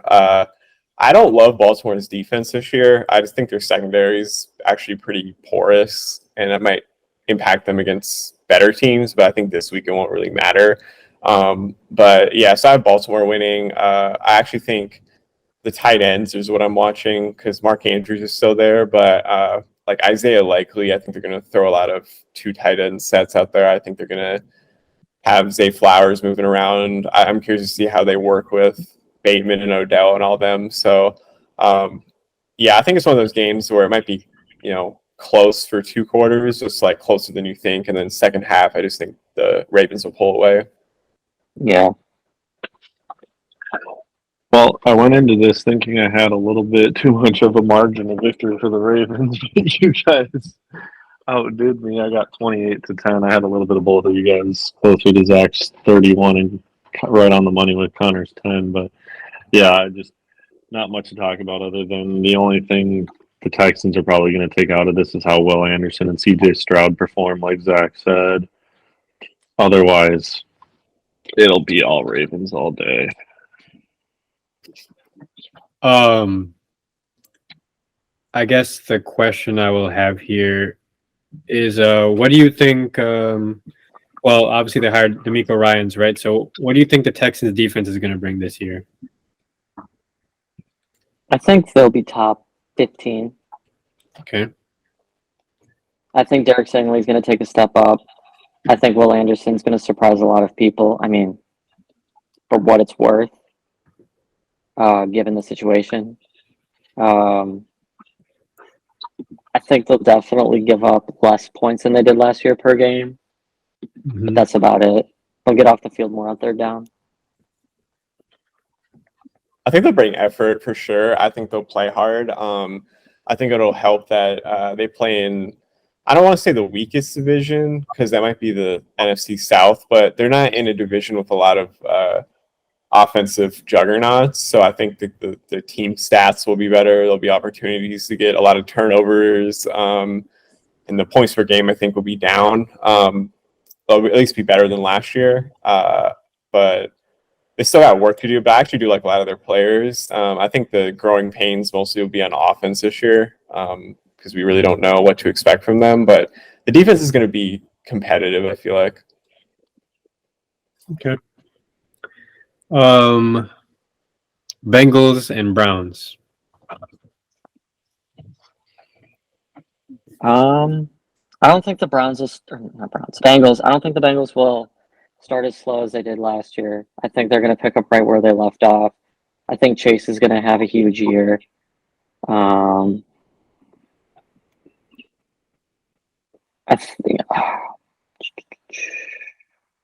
Can't talk too much about either defense. I haven't done too much research on either, but I think this could either be a shootout or it could be a blowout with the Bengals pulling away. I have the Bengals winning right now 28-24. I think Deshaun is going to play pretty decently. Not for anybody to talk bad on him too much. I don't think he'll throw any picks. I think Burrow will, be a little shaky at first. I think he'll get sacked a lot less given the addition of Orlando Brown.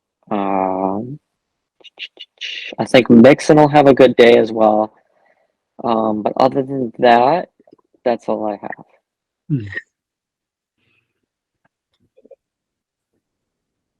Yeah, I think Cleveland, Cincinnati. I had Cleveland making the playoffs for my season-long predictions. I actually think that Cleveland will win this week. Not so much because I think the Bengals are bad, because I also have the Bengals in, but I just think the Joe Burrow situation. I think he's healthy, but we don't really know.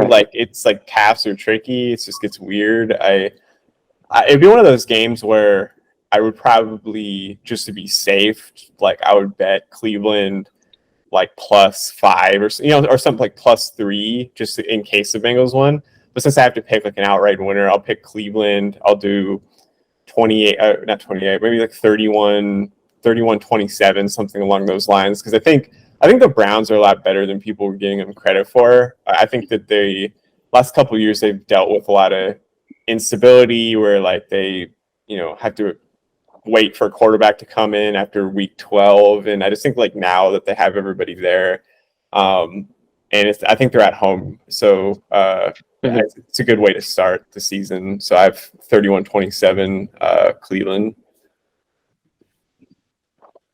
Yeah, I agree with Connor. Actually, I think the Browns won't be the same old Browns. I think it's kind of before, like I noticed coming up on the list, we were about to talk about the Browns, and I was just like, it's kind of funny that we don't really think of the Browns as like the laughing stock we once did. Now you kind of see them and you're like, well, if your team's coming up to play them, you're not expecting it to be the same old Browns and you just roll over them. I think they'll be a solid team this year. And I think this week will show it. I still have the Bengals winning 24-17, but I think the Browns will show that they belong. They'll make an effort. They'll be a pretty good team this year. So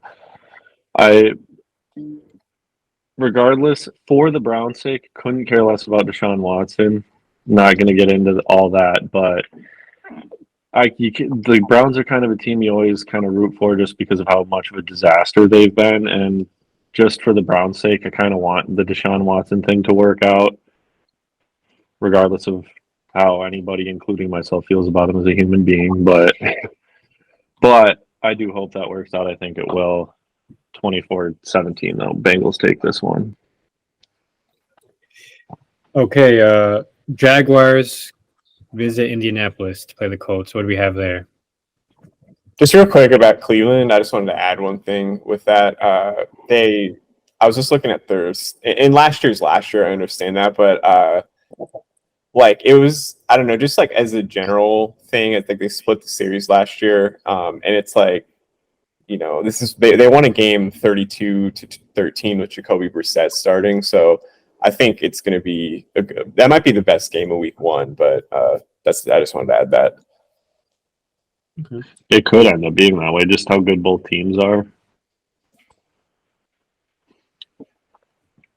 It's fair. So yeah, Jack's With the Jaguars and the Colts, this game could be really interesting, but at the same time, it could be kind of just like you check the phone and see what stats Lawrence has, what stats Ridley has, if Ridley's making an impact right away, or you could see how Richardson's doing, or it could be, you know, a close one. Given it is a divisional game, you got to pay close attention to what Anthony Richardson does on the ground and through the air. With all that being considered, I have the Jags winning this one 23-7.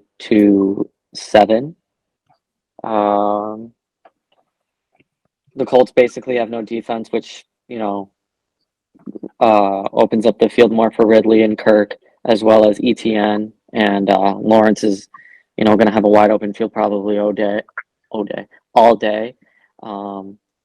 With Anthony Richardson, I think he's going to I think he's probably going to score the lone touchdown of the day on the ground. But other than that, I think it's going to be a forgettable day for Anthony Richardson for sure. Unfortunately, it's at home, so. Yeah,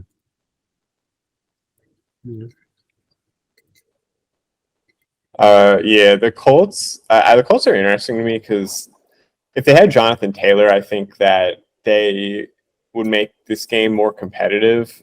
Just because, you know, having two running threats like that, like Richardson and Taylor, they would have done a lot of like creative stuff with them. I think this game will be actually one of those that is close. I think I agree that the Jaguars are going to win. I have it 23-20. I think Jacksonville is the better team, but it just always with these divisional games, right? It's just like you can get a lot of weird close games, even if one team's significantly worse than the other. Like I mentioned, the Raiders Chiefs last year. Everybody's just going to play hard in these games. And really with Jacksonville, I think I'm not saying that they're going to be. I haven't been in the playoffs, so I don't think they're going to be bad. But I think this is the first year in a while where they've had kind of real expectations. I think that most people actually expect them to be really good. So I think at least week one, they're still going to be figuring stuff out, but I still have them winning 23-20. Yeah, I have the Jaguars winning this. Pretty convincingly, honestly. I think I said this before in a different one we did, but I kind of feel the way about the Jaguars that I see a lot of people talk about the Lions. I have pretty high expectations. They finished strong. They looked like a solid team. They held their own against the Chiefs pretty good in that divisional game. So I think they'll be a team to watch this year. I think this week will show. I think they handled the Colts pretty convincingly, 31-17, and that last 7 from the 17 or 3, depending on it, very well could come in garbage time when the Jaguars have let up. That isn't my bold prediction for the week, but because I don't think that's that bold. But I don't think the Jaguars will have a tough time with the Colts if they play as well as I feel like they should. But you never know. Mm-hmm. Okay.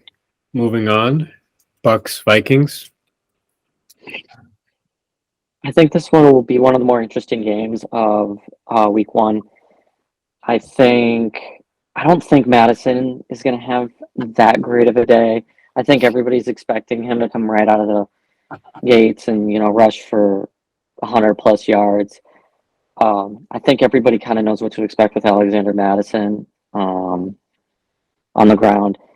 I think Kirk will have a good day. I'm very intrigued to see what Jordan Addison does. I'm wondering if he can do what Adam Thielen couldn't and take advantage of, not getting looked at by defenses as much as Justin Jefferson.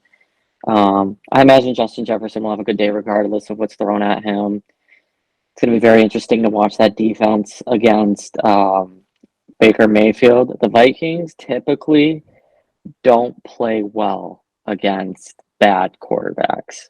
I can't pull up the historical stats, but to my memory, every time we watch a game where they play, say like a Jacoby Brissett, I'm not saying Jacoby Brissett's bad, someone like below average.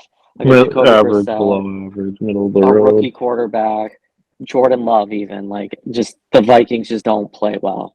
And I imagine Chris Godwin's going to have a good day as well. I've seen a lot of people suspecting that Chris Godwin is going to be a security blanket for Baker Mayfield. I think Rashad White is going to be is going to give the Vikings defense a headache all day. I'm going to go Vikings 28, Bucks 26. I think it's going to be a very frustrating game to watch for Vikings fans. I'm sorry, but that's what I got. Every Vikings game is a frustrating game to watch. Because they should blow them out of the water, but given the offense. Well, defense is so ass, though. Right. Yeah, I have Minnesota winning this game also. I think it'll be good. I have 24-20 Minnesota. I'm not as high on the Vikings. Just I've said this a million times just about their circumstances last year, but I'm also not super high on Tampa either, even though Baker's there. Like their offensive line, they just lost their starting center. He might have to retire. I think Ryan Jensen, like they were talking about how like he's had this knee problem, and like I don't know how effectively they're going to run the ball this year. As good as their wideouts are, I don't know how they're going to be able to manage or control games if they can't run the ball. So I have Minnesota 24-20. I'm excited to watch Addison also. And I don't know if this is a bold prediction because it's not like a weekly thing, but my bold prediction as far as like this whole season and going into the off season is that I think this is Kirk Cousins' final year as the Vikings quarterback. And I feel if a confidence level out of 10, I'd probably say an 8 out of 10. I think this is Kirk's last year in Minnesota. So a lot of pressure on him to really build off of what they did last year. So you have to start off with a win this week.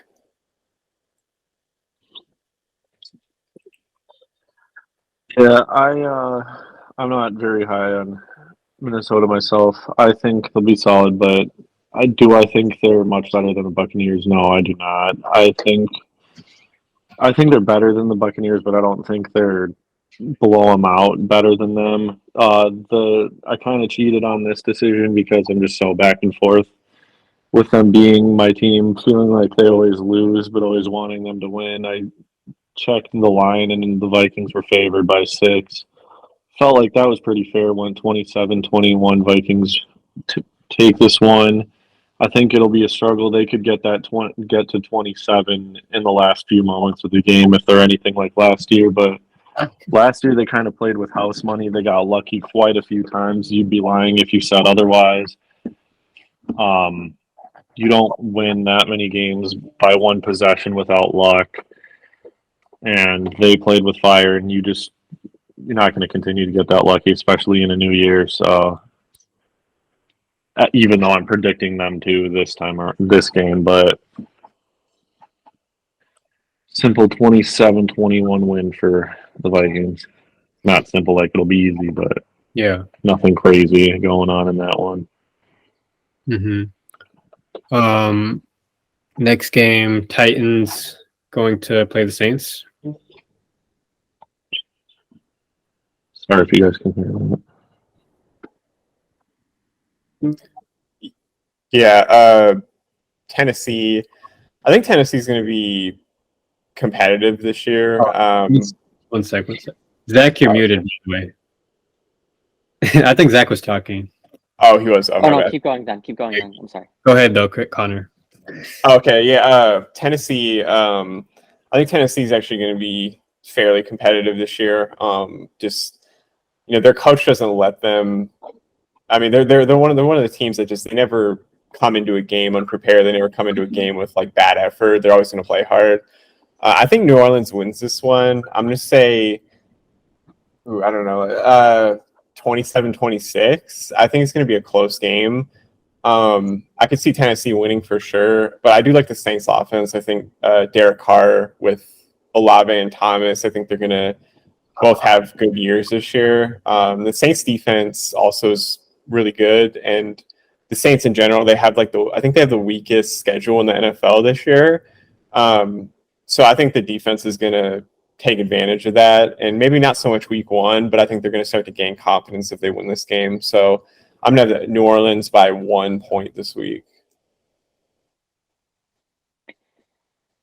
I think this game is going to be very interesting to watch, given that the Saints kind of have a relatively new look.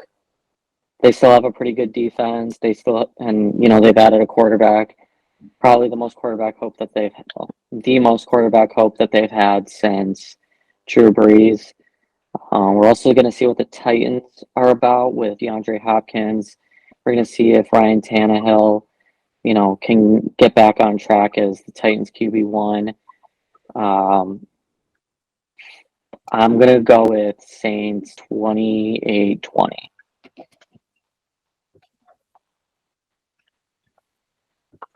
I also have the Saints winning this one. It's also my lowest scoring game of the week, with 13-7. I feel like that's a little bit of a surprise, but while Tennessee, I agree with Konnor. Tennessee does come ready to play.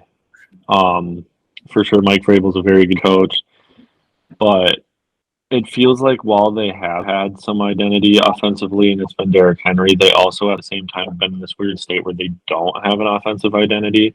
Like, it's almost like they know it's Derrick Henry, they know it should be, but they still try to make it Ryan Tannehill. They're like so hell bent on the fact that it's a passing league. They want throwing the ball to work out well.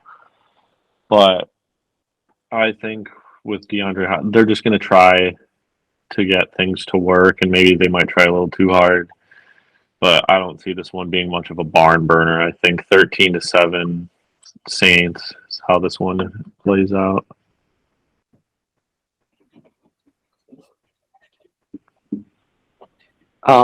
My bad. No, you're good. So 13-7, you said? Yes, Saints winning. Okay. Did you have something to say, Zach, or? Oh no, I was gonna continue for you. Okay. Where to go? 49ers, Steelers. This game will be really interesting to watch. I've seen a lot of people pick the Steelers to upset the Niners in this game. The Steelers are at home. The Niners are playing in an uncomfortable time zone to their standards. I don't imagine Purdy playing too well in this game. I'm gonna go. CMC is gonna, be a force in this game as well. I mean, we're gonna see how What the we're hell? gonna, it's gonna be our first whole season with CMC, seeing him play, and the Steelers have a new defensive identity with Joey Porter Jr. and Patrick Peterson. And what's TJ Watt is fully healthy as well. Kenny Pickett is, ready to take that next step, as well as George Pickens. Najee Harris is gonna, they're gonna feed him the ball early, try to wear the defense out early. I have the Niners winning this one 21-16. With all that being said. Okay. Yeah, I think it's gonna be a close game. I have Pittsburgh winning just because all this stuff going on with the Niners, like they're still a talented team. I'm more actually concerned about Brock Purdy. What is he gonna look like? And Pittsburgh getting TJ Watt back, that defense and pass rush is gonna be fierce this season. Pittsburgh's probably my favorite like underdog money line bet this week. I think they're like plus 120 or something.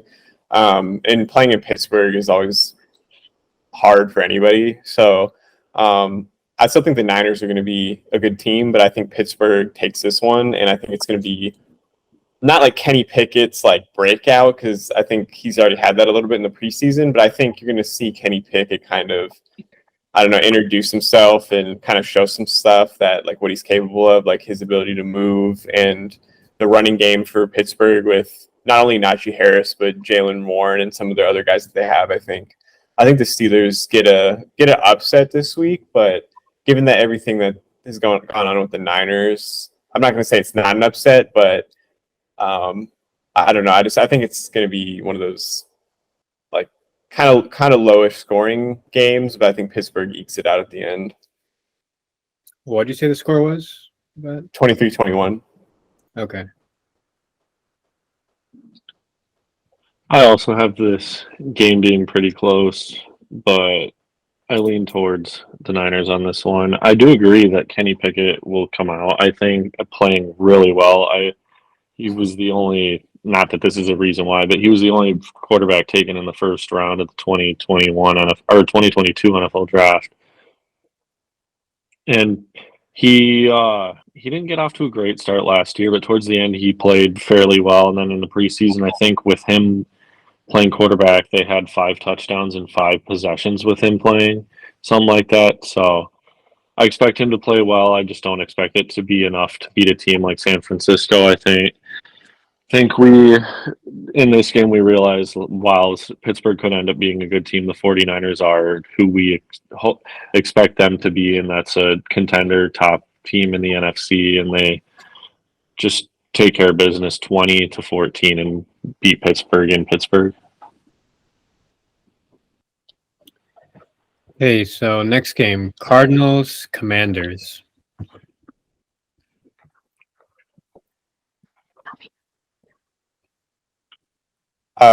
Yeah, Commanders are going to win this. I have Commanders, say 28-6. I don't like Arizona at all this year. I think Washington actually offensively would be really good. They have 2 good running backs, 2 or 3 good receivers. They can do a lot of like formations and different things. Sam Howell is also, I think he's a guy that can run. So I don't know. They're kind of a sneaky, like, I don't know how many games the Commanders are going to win, but the Commanders in general, I think, are going to be like a really good like team for fantasy football purposes, because I think they're going to have a pretty explosive offense with Bieniemy there, and just they have a good week 1 opponent. So yeah, 28-6, I think, is my prediction. Okay. I think the Commanders will have a decent offense this year. I don't think Terry McLaurin's going to play on Sunday, given his foot issue that he has going on, and given that the Cardinals and their whole situation. I don't imagine this game. It's not going to be a blowout just because the Commanders are going to, be the Commanders. I mean, I have the Commanders winning 28-13. But I don't see this game being as crazy as people think it's going to be. I think Commanders defense is going to play well. I think Josh Dobbs will play, competitively. But other than that, I don't see this game being a blowout nor more so close. I also have the Commanders winning. Obviously, we touched on the Cardinals earlier. They're not going to be anything impressive. The Commanders have had arguably one of the top 8 to 10 best D lines in the NFL for the last 4 years, and I think their defense in general has been top 15, if I'm not wrong. They've been a pretty solid unit. I think they'll finally have an offense, not quite to back it up, but kind of make it interesting for them, kind of put them in better position to win games this year. And I see the Commanders winning this game 31-20. All right. Next game, Packers, Bears. I have the Packers winning this one. I think a lot of Bears fans expect this game to go, the complete opposite way. I think Jordan Love is going to play a lot better than Rodgers did his first year. Rodgers' first year, he was 6-10.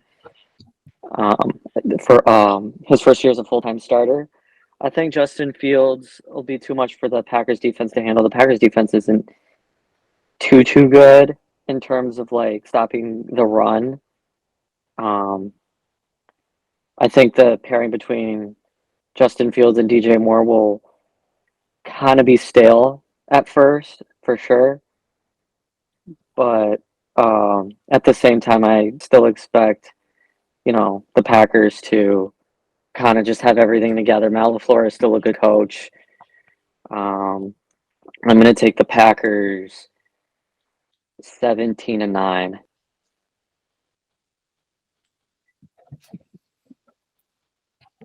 Yeah, I with Chicago, I think I was going to lean the Packers, and then when I heard the injury news this week or today, Christian Watson not practicing, Romeo Dobbs not practicing, I don't know who's going to throw to really. I really like Jaden Reed. I think one of my semi-bold predictions, I think Jaden Reed is going to be not the best Packers receiver this year, but I think he's going to be the guy that is their most reliable or explosive guy. They took him in the second round, and if both guys are out week 1, I think he's going to have a big day. But with that said, I think Chicago wins 20-17. They won their opener last year against San Francisco. I think Chicago will be. I'm not as high on Justin Fields as a lot of people, but I don't know. I like kind of what they're doing on offense a bit more with Khalil Herbert. I think they have a couple good running backs, and Cole Kmet is a really good tight end. Their defense is kind of questionable, but I'll give it to the Bears week 1. So I also have the Bears winning 24-14. I don't know if we're sharing our bold predictions during the games that we're guessing, or if we're gonna hold off for that on the end. But this is the game I have my bold prediction for. So is it cool if I just give it then? We'll save them for the end. Save it then. All right. Just know I got a bold prediction for this one. I think it'll qualify too. But Bears 24, Packers 14. I just think the Bears will have more continuity going into this game, like Konnor alluded to with the injury issues, and then Zach mentioning obviously the elephant in the room with Jordan Love being the quarterback this year. Just the Bears they do have some new faces, but they're faces that you kind of know are going to improve the team. As much as I hate to say it, there's been a lot of Bears fans talking a lot of smack to every single fan in the division too, even though I think come the end of the season, the Bears will kind of be the worst team in the division, but I do think they take this one against the Packers 24-14. All right, Raiders, Broncos. I have the Broncos winning this one 13-10. I think this game will kind of be pretty flat. I know what I said about the Broncos earlier in previous podcasts as well as this one. I just think it'll be a little bit flat in terms of Russell Wilson and Sean Payton getting used to each other. I think Jimmy G will not make as many mistakes as people think he will. He'll probably get stacked a bunch. The Broncos still have a pretty good defense, but with no Jerry Jeudy and probably no Jerry Jeudy, and there's not really much Broncos receivers after that besides Cortland Sutton. It'll seem a little stale at first with this game. I think the Broncos are still going to shake some of what they had left off last year in this game, but they'll still win. It'll still be a low-scoring game because it's Denver. Yeah, I was trying to talk myself into picking the Raiders, but with the whole Chandler Jones thing, it's just like, I don't know. I don't like what Denver, like how many weapons they've lost, at least like right now with like Tim Patrick, Judy, all those guys. I don't think Russ is going to have like a huge bounce back here. And with like Javonte Williams coming slow, but I think this is going to be one of those games where like the Raiders lead most of the game and the Broncos win. I say 2017 on like, it's going to be one of those games I think that comes down to like a last second field goal. Just because I like Denver's defense a lot better than the Raiders defense. So even though the Raiders might be bringing in a better offense, I just think that the Raiders might not get like the timely stops they need. So I'm leaning Denver. I agree this will be a close one, but I end up going with the Raiders. Just based off of your feeling, just something in my gut's telling me to just roll with the Raiders this week. Maybe it's the disgust that Sean Payton leaves in my stomach. Maybe that's the feeling I had. Maybe it's how much I like. I kind of like Jimmy G, but I don't know. Something just gave me the feeling to roll with the Raiders, but I think it'll be a close one, 24-21. 24-21 Raiders. Yep. Okay. Next one we have Dolphins Chargers. I think this game should be pretty high scoring. It's going to be the game that everybody expects the Chiefs and Lions one to be. Both defenses are very good, but at the same time, I think both offenses just have a little bit more firepower to overcome each defense.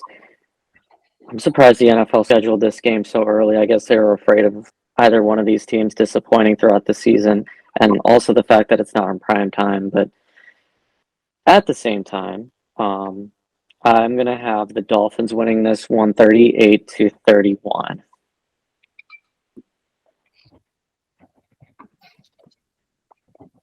Yeah, I think the NFL schedule. I think the NFL scheduled this because they want to make sure that one, Tua is healthy, but also that the Chargers as a whole are healthy. I mean, both these teams have a lot of injury problems, so I think they just wanted to get it like on the schedule as soon as possible. But I like the Chargers mostly because the Dolphins secondary without Jalen Ramsey, it's kind of questionable. The Chargers drafted Quentin Johnson and they still have Keenan and Mike Williams. Like they have their whole unit there. Like, it's always been a thing with them where some guys miss time and guys come back. But with that whole Chargers unit there, and with the new offensive coordinator, Kellen Moore, I don't know. I think you're going to see more of like a Herbert from 2021 and not last year when it was like too conservative the whole season. So I have Chargers 34-27, but I do like the Dolphins a lot this season. But it's just a bad matchup, I think, for them this week. I have this one being a close one as well. I have the Chargers pulling this one out 26-23. I think this one has the potential, like the Bengals and the Browns, to quietly be one of the games of the week. two very solid teams. I didn't even think about the fact that they're kind of two injury-prone teams, and that might be why. And like the fact that it was kind of odd this was scheduled so early, but both Zach and Konnor made great points that coincided with each other to maybe why that could be. So they just wanted, hey, two injury-prone teams, but they could end up being very good teams. Let's try to at least get what we can out of it right away. Maybe put on a good show, set the tone for the rest of the season. But this might end up being one of the games, if not the game of the week. 26-23 Chargers. Eagles, Patriots. So I have this game a little bit closer. Given that Juju's knee has, a ticking time bomb on it, given the fact that he, tries to refuse to admit that. I still think the Patriots have other weapons aside from Juju. I think Ramondre Stevenson and Zeke Elliott will complement themselves very well. They're both powerful backs. I think Mac Jones is going to be a lot better than he was last year, given the fact that he's in a better situation offensive coordinator-wise. With all that said, it's going to prevent a game like, say, 13-38 Eagles. It'll hopefully, well, not hopefully, but it'll result in probably, I would say, a 31-20 Eagles victory. Yeah, this game is. As soon as I saw this on the schedule, I was intrigued by it. And actually, this is my biggest upset pick of this week. I have the Patriots winning 27-23. And it's not so much about anything wrong with the Eagles, mostly, but it's just the stats about Super Bowl losing teams coming back the next year. There's a lot of expectations, and week one, most of the time those teams lose a lot of guys in free agency. And with the Eagles, their secondary, I think, is the biggest question mark this year. And it's not so much that the Patriots have like a dynamic passing game, but I think that their offense was so bad last year because they had a defensive coordinator running their offense that I think with like Bill O'Brien there and with a lot of the Pats defenders returning and with all summer to prepare, I just this just feels like one of those classic like week one upsets that happens every single year. And I think that this is the game most likely for that to happen. Now, if this was in Philadelphia, I wouldn't be picking this, but since it's the Patriots home game, I like New England to win this one.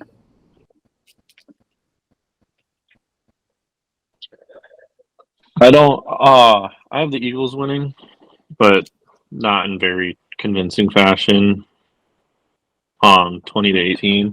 Something to note, not that it really has any true effect on the outcome on the field, but it is the game that the Patriots chose to honor Tom Brady. He'll be in the house. They'll have a whole big thing going on before the game. So maybe that motivates the team to play. Belichick's obviously a good coach, although he is something like 80 and 90 coaching without Tom Brady, but still a solid coach. It's hard to deny 6 championships. And the Patriots never really were out of any games the last 2-3 years, but I think the Eagles pull this one out 20-18. Okay, Rams and Seahawks.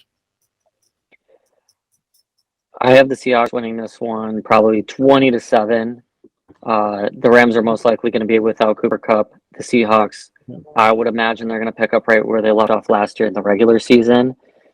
I'm not fully convinced that Geno is going to have the same success. Everybody has been saying that, so it's not like it's bold or anything to say that, but I don't imagine he will.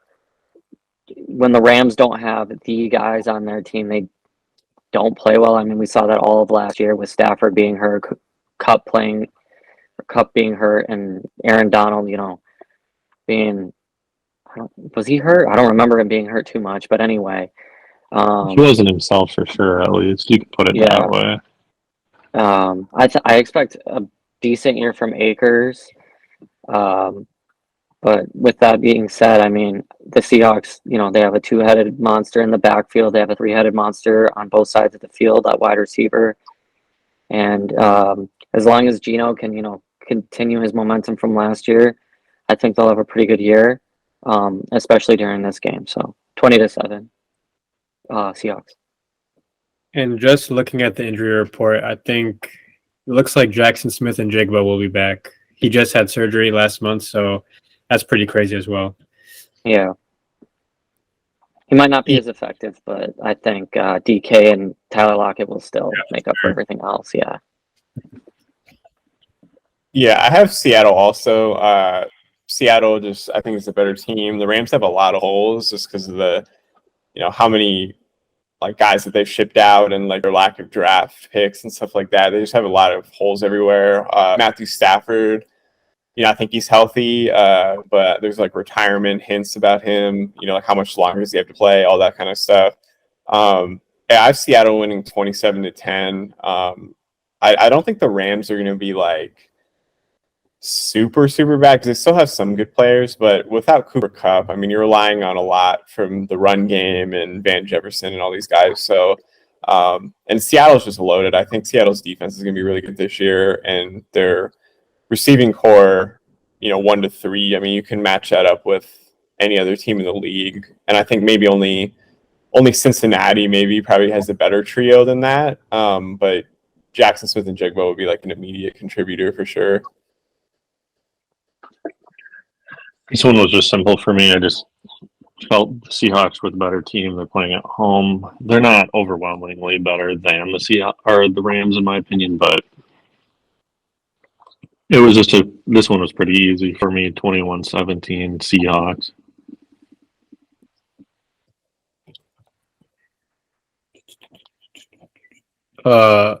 It just came to mind, but what are your guys' thoughts on Sean McVay and his future with that team? I know there were talks about, surprisingly last year, there was talks about Aaron Donald retiring, Sean McVay retiring, perhaps pursuing broadcasting or whatever.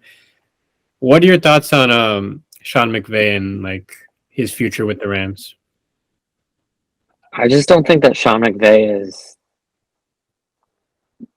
I don't know. He's a very good offensive mind, and I think that's just about it. I don't know that he's,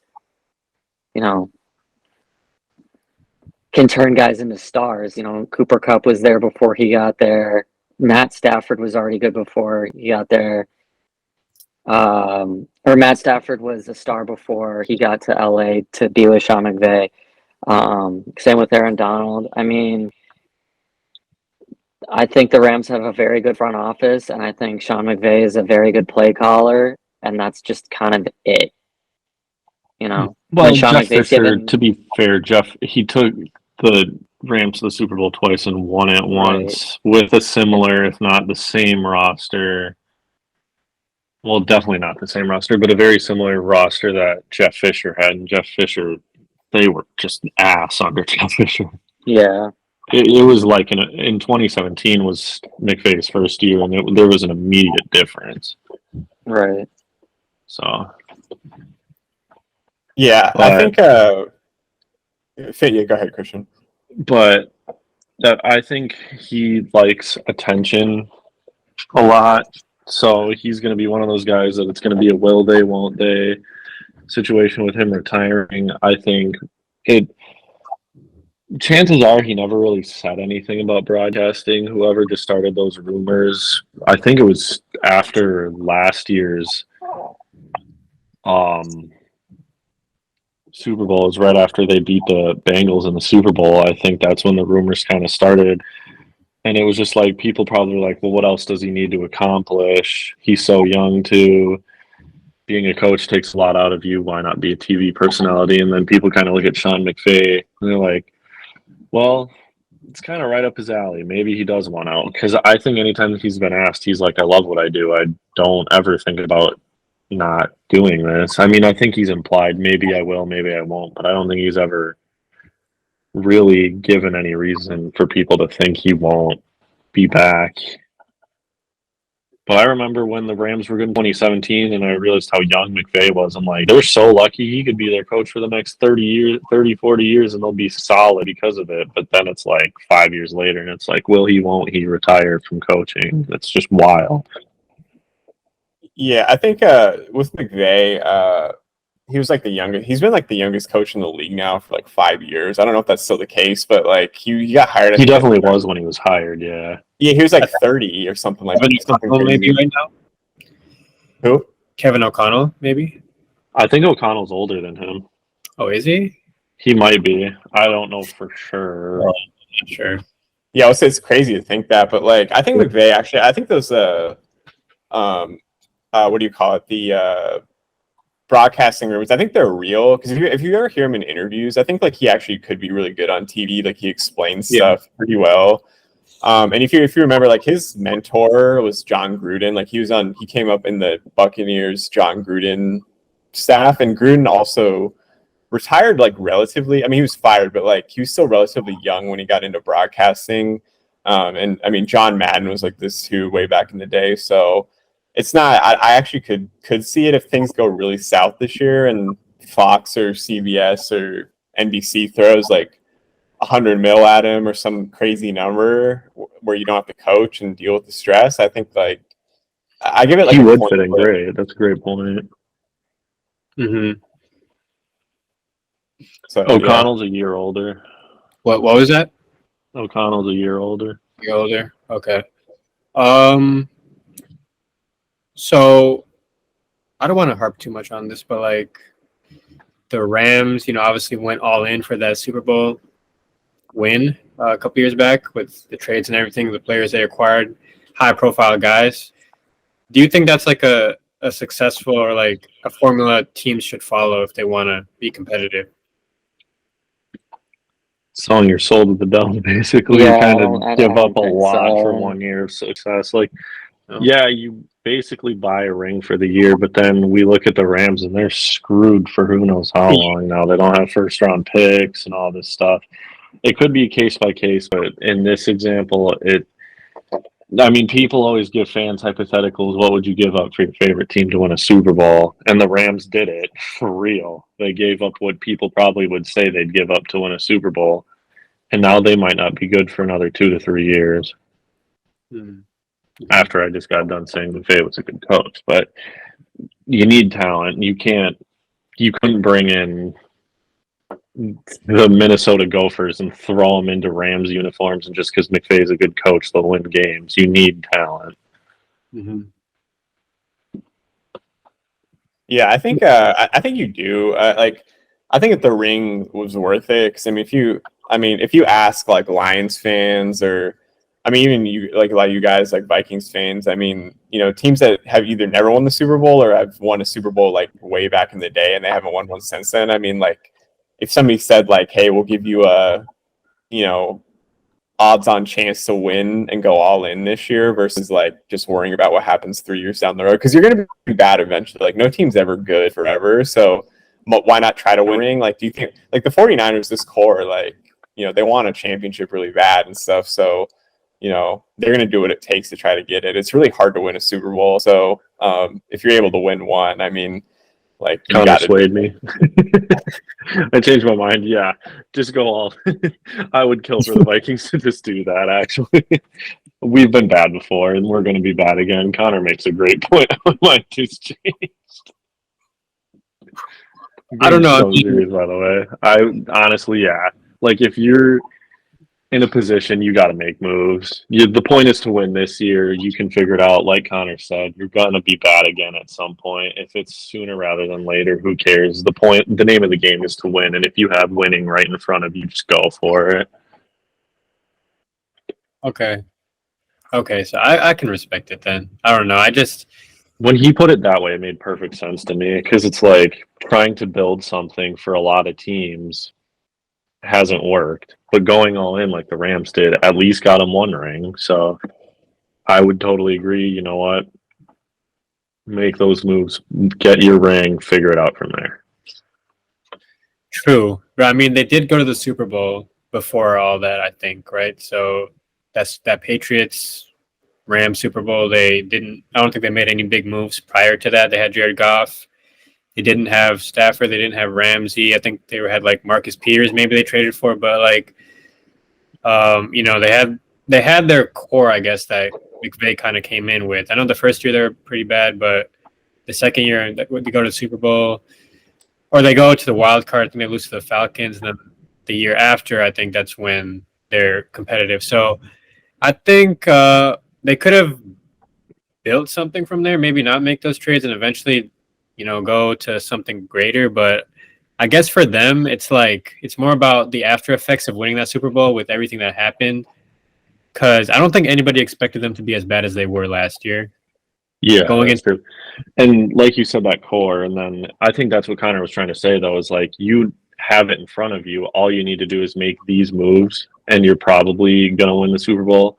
Like was kind of what sold me on what he was trying to say is like, you have it right in front of you. You just make these moves, and you're going to the Super Bowl, and you might even win it. Like, that's a great perspective on it. And the Rams were right there. They had it right in front of them. They were just a few players away, and they said, you know what, we're X, Y, and Z away, and they went out and they got it and won it all. So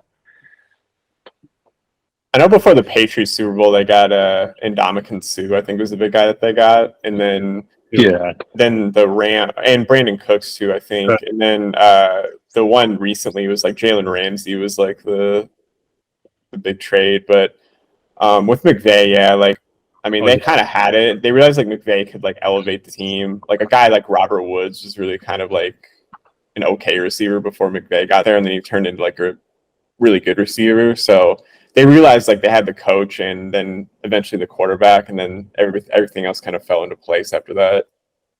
yeah, exactly. Okay. All right. Cowboys, Giants.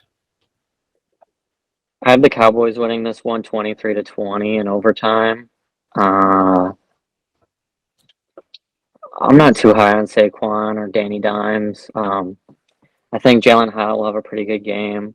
The Cowboys defense, I think, is still, it's kind of like the X factor here, meaning, that's what's going to push them over the edge to winning this game. Dak can be an Achilles heel or a liability, I guess, if you will, at times with his turnover prone. I also think that, the Giants will play hard for Daboll, but at the same time, I just feel like the Cowboys just have a little bit more of an edge. Kayvon Thibodeau is still very good, but I don't. He'll definitely get to Dak at least one or two times during the night. In terms of sacks, he'll probably be there all night in terms of like overall pressure. But I have the Cowboys winning 20-23 overtime. Yeah, I like Dallas a lot this year too. I just think like they get the most hate and the most praise just because like that's just the Cowboys. But I really like what they've done with moving on. I mean, moving on from Zeke. I don't think Zeke is like fully washed, but I just think like Pollard is actually one of those guys that if you look at the efficiency numbers with his rushing, like he was really amongst like the best running backs in the league. Now, like the question will be, does that translate to like a full workload? But I like the Deuce Vaughn pickup. I like CD and Brandon Cooks. Like I just think they have like good players everywhere, including on defense. So I have the Cowboys winning 27-23. It could go into overtime. It's actually a pretty likely game, I think, because they've gone to overtime before facing each other. But I like what the Giants are doing too. But I just think that the Cowboys are going to be one of like the 4 or 5 best rosters in the whole league this year. So. Yeah, I think some people, definitely not Markos, but some people have their doubts about the Giants. I think they might show that they kind of belong to be in the conversation to be one of the better teams, not really towards the top, but somewhere in the middle there to be a pretty good team. And I think they'll show it against the Cowboys, who, like Konnor said, have one of the best rosters in the league. And the Cowboys will pull this one out. It'll be 34-27.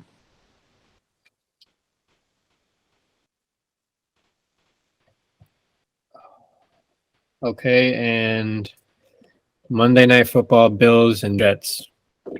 This is probably the game of the week right here. Um, it's definitely going to be competitive. Rodgers versus Allen, even with a average to below average roster with Green Bay, Rodgers still gave the Bills a run for their money on I think it was Sunday Night Football, and now Rodgers I think has way better pieces around him. He has Wilson, he has his old pals in Alan Lazard and Randall Cobb. He has a two-headed monster in the backfield with Dalvin Cook and Brees Hall. I'm not sure if Brees Hall is going to play just yet. I feel like the Bills are a little bit too one-dimensional still in terms of defense and run game, and overall like passing game as well with like the weapons that they have. I'm going to take the Jets in this one, 24-21. Yeah, it should be a great game. Yeah, Buffalo's problem the last couple of years has been like they want Josh Allen to be like, obviously the quarterback, but it's been Josh Allen has to be the running back too for them to like have any balance. And Singletary would have like a couple good games, but he just wasn't like that power back that really like moved the chains consistently. I don't know if James Cook is that either. I think James Cook is gonna be really good. They got Damian Harris also, who was pretty good with the Patriots. I do think the Jets are going to be a good team. I just don't know how much is going to come together week one. I just think Buffalo, like getting Micah Hyde and Jordan Poyer back, like because they missed both at certain stretches last year. I think Buffalo's going to win. I'm going to say 34-27, but it'll be a great game. And yeah, I think the Jets will start to hit their stride like a couple weeks into the season. I think this one will actually be pretty close. I think it'll be a pretty good game too. I had the Bills winning 30-28, so I guess saying it I expect it to be a pretty good game would be an understatement, but it'll be a solid game, one of the better games of the week at 30-28 Bills.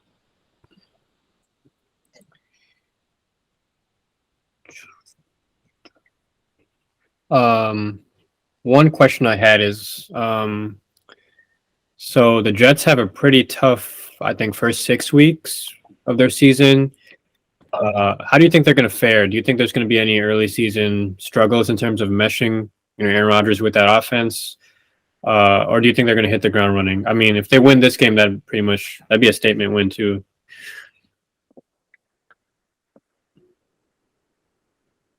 What was that? Sorry. So do you think the Jets are going to hit the ground running to start the season, or do you think they're going to have struggles kind of meshing Aaron Rodgers into this team, into the offense, because they have a tough schedule opening up the first 6 weeks, I believe?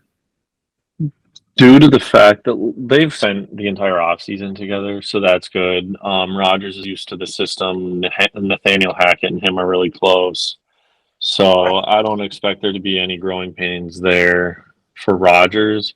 So if it were any other situation where it was like Manning going to a random Denver team with a coordinator he didn't have, or Favre, same thing, going to New York, or Brady didn't really have too much of an issue. I mean, he won the Super Bowl in 2020, but I think Rodgers really benefits from having his old coordinator. The Jets offense has a lot of talent in the receiving core. So I think they just kind of benefit from those things, good receiving core, same coordinator, that stuff. Not to harp on it again, but I think they'll be fine to start out. Okay. All right, so bold takes of the week. One of you guys can start it off and see if I approve of them. All right, I'm going to say that Tua and Justin Herbert will throw for a combined 900 yards in week one. So is that like 400, and it'd have to be about 450 and 450 at very least, yeah. Or it can just be 900 combined, is what you're saying? 900 combined, yeah. Okay, Tua and Herbert at least 900 combined. At least, Matt. That's That's crazy, but yeah. Okay, that definitely bold. Yeah. qualifies. All right, who's next? Oh, I had mine for the Bears-Packers game, so I have the Bears scoring 3 touchdowns. I have all 3 of those coming off the arm, not the leg of Justin Fields. And I have him throwing for 516 yards and running for 20 yards. So kind of flipping the script on what people expect him to do usually. Okay, 500. How many yards? 516. You wanted bold. I'm giving you bold. Okay, that's okay. 516 yards and how much you said rushing? Just 20. Jeez. Yeah, that's They're going to turn him into a pure pocket passer this week against the Packers. okay. That qualifies. Can you repeat what you said? Sorry, I lost connection briefly. My bold prediction was Fields throwing for 516 yards and rushing for only 20 and throwing 3 touchdowns. Okay. That qualifies. Okay. All right, so mine is actually with 2 wide receivers. I actually have this on full disclosure. I have this on a FanDuel parlay, so I kind of needed to be actually accurate. But so there's 2 receivers that might not be household names. I both think that they'll score a week 1 touchdown.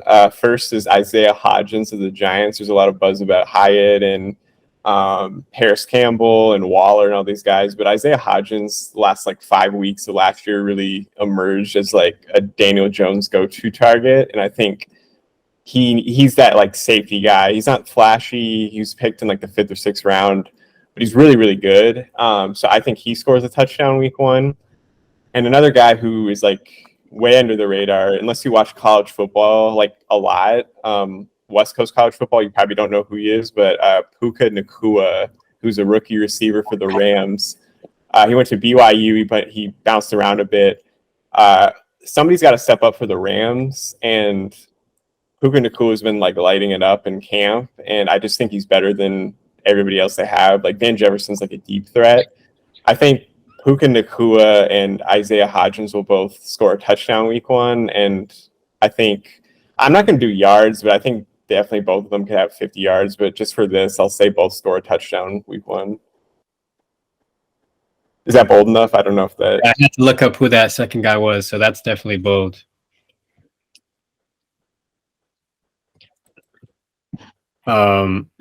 Okay, so that should be everything for this week. Anything else that we want to add before we sign out?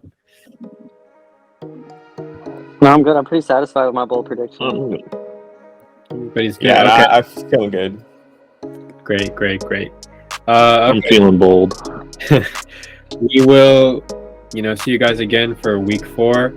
See how these predictions go. And hopefully, one of you guys can do really well this week. But yeah, that's everything for episode 58 of the Finale Podcast. Thank you guys again for coming on, and I will see you guys, these guys, week 4. Everybody else, I'll see you guys week 2. Peace. See ya. Peace. Hey.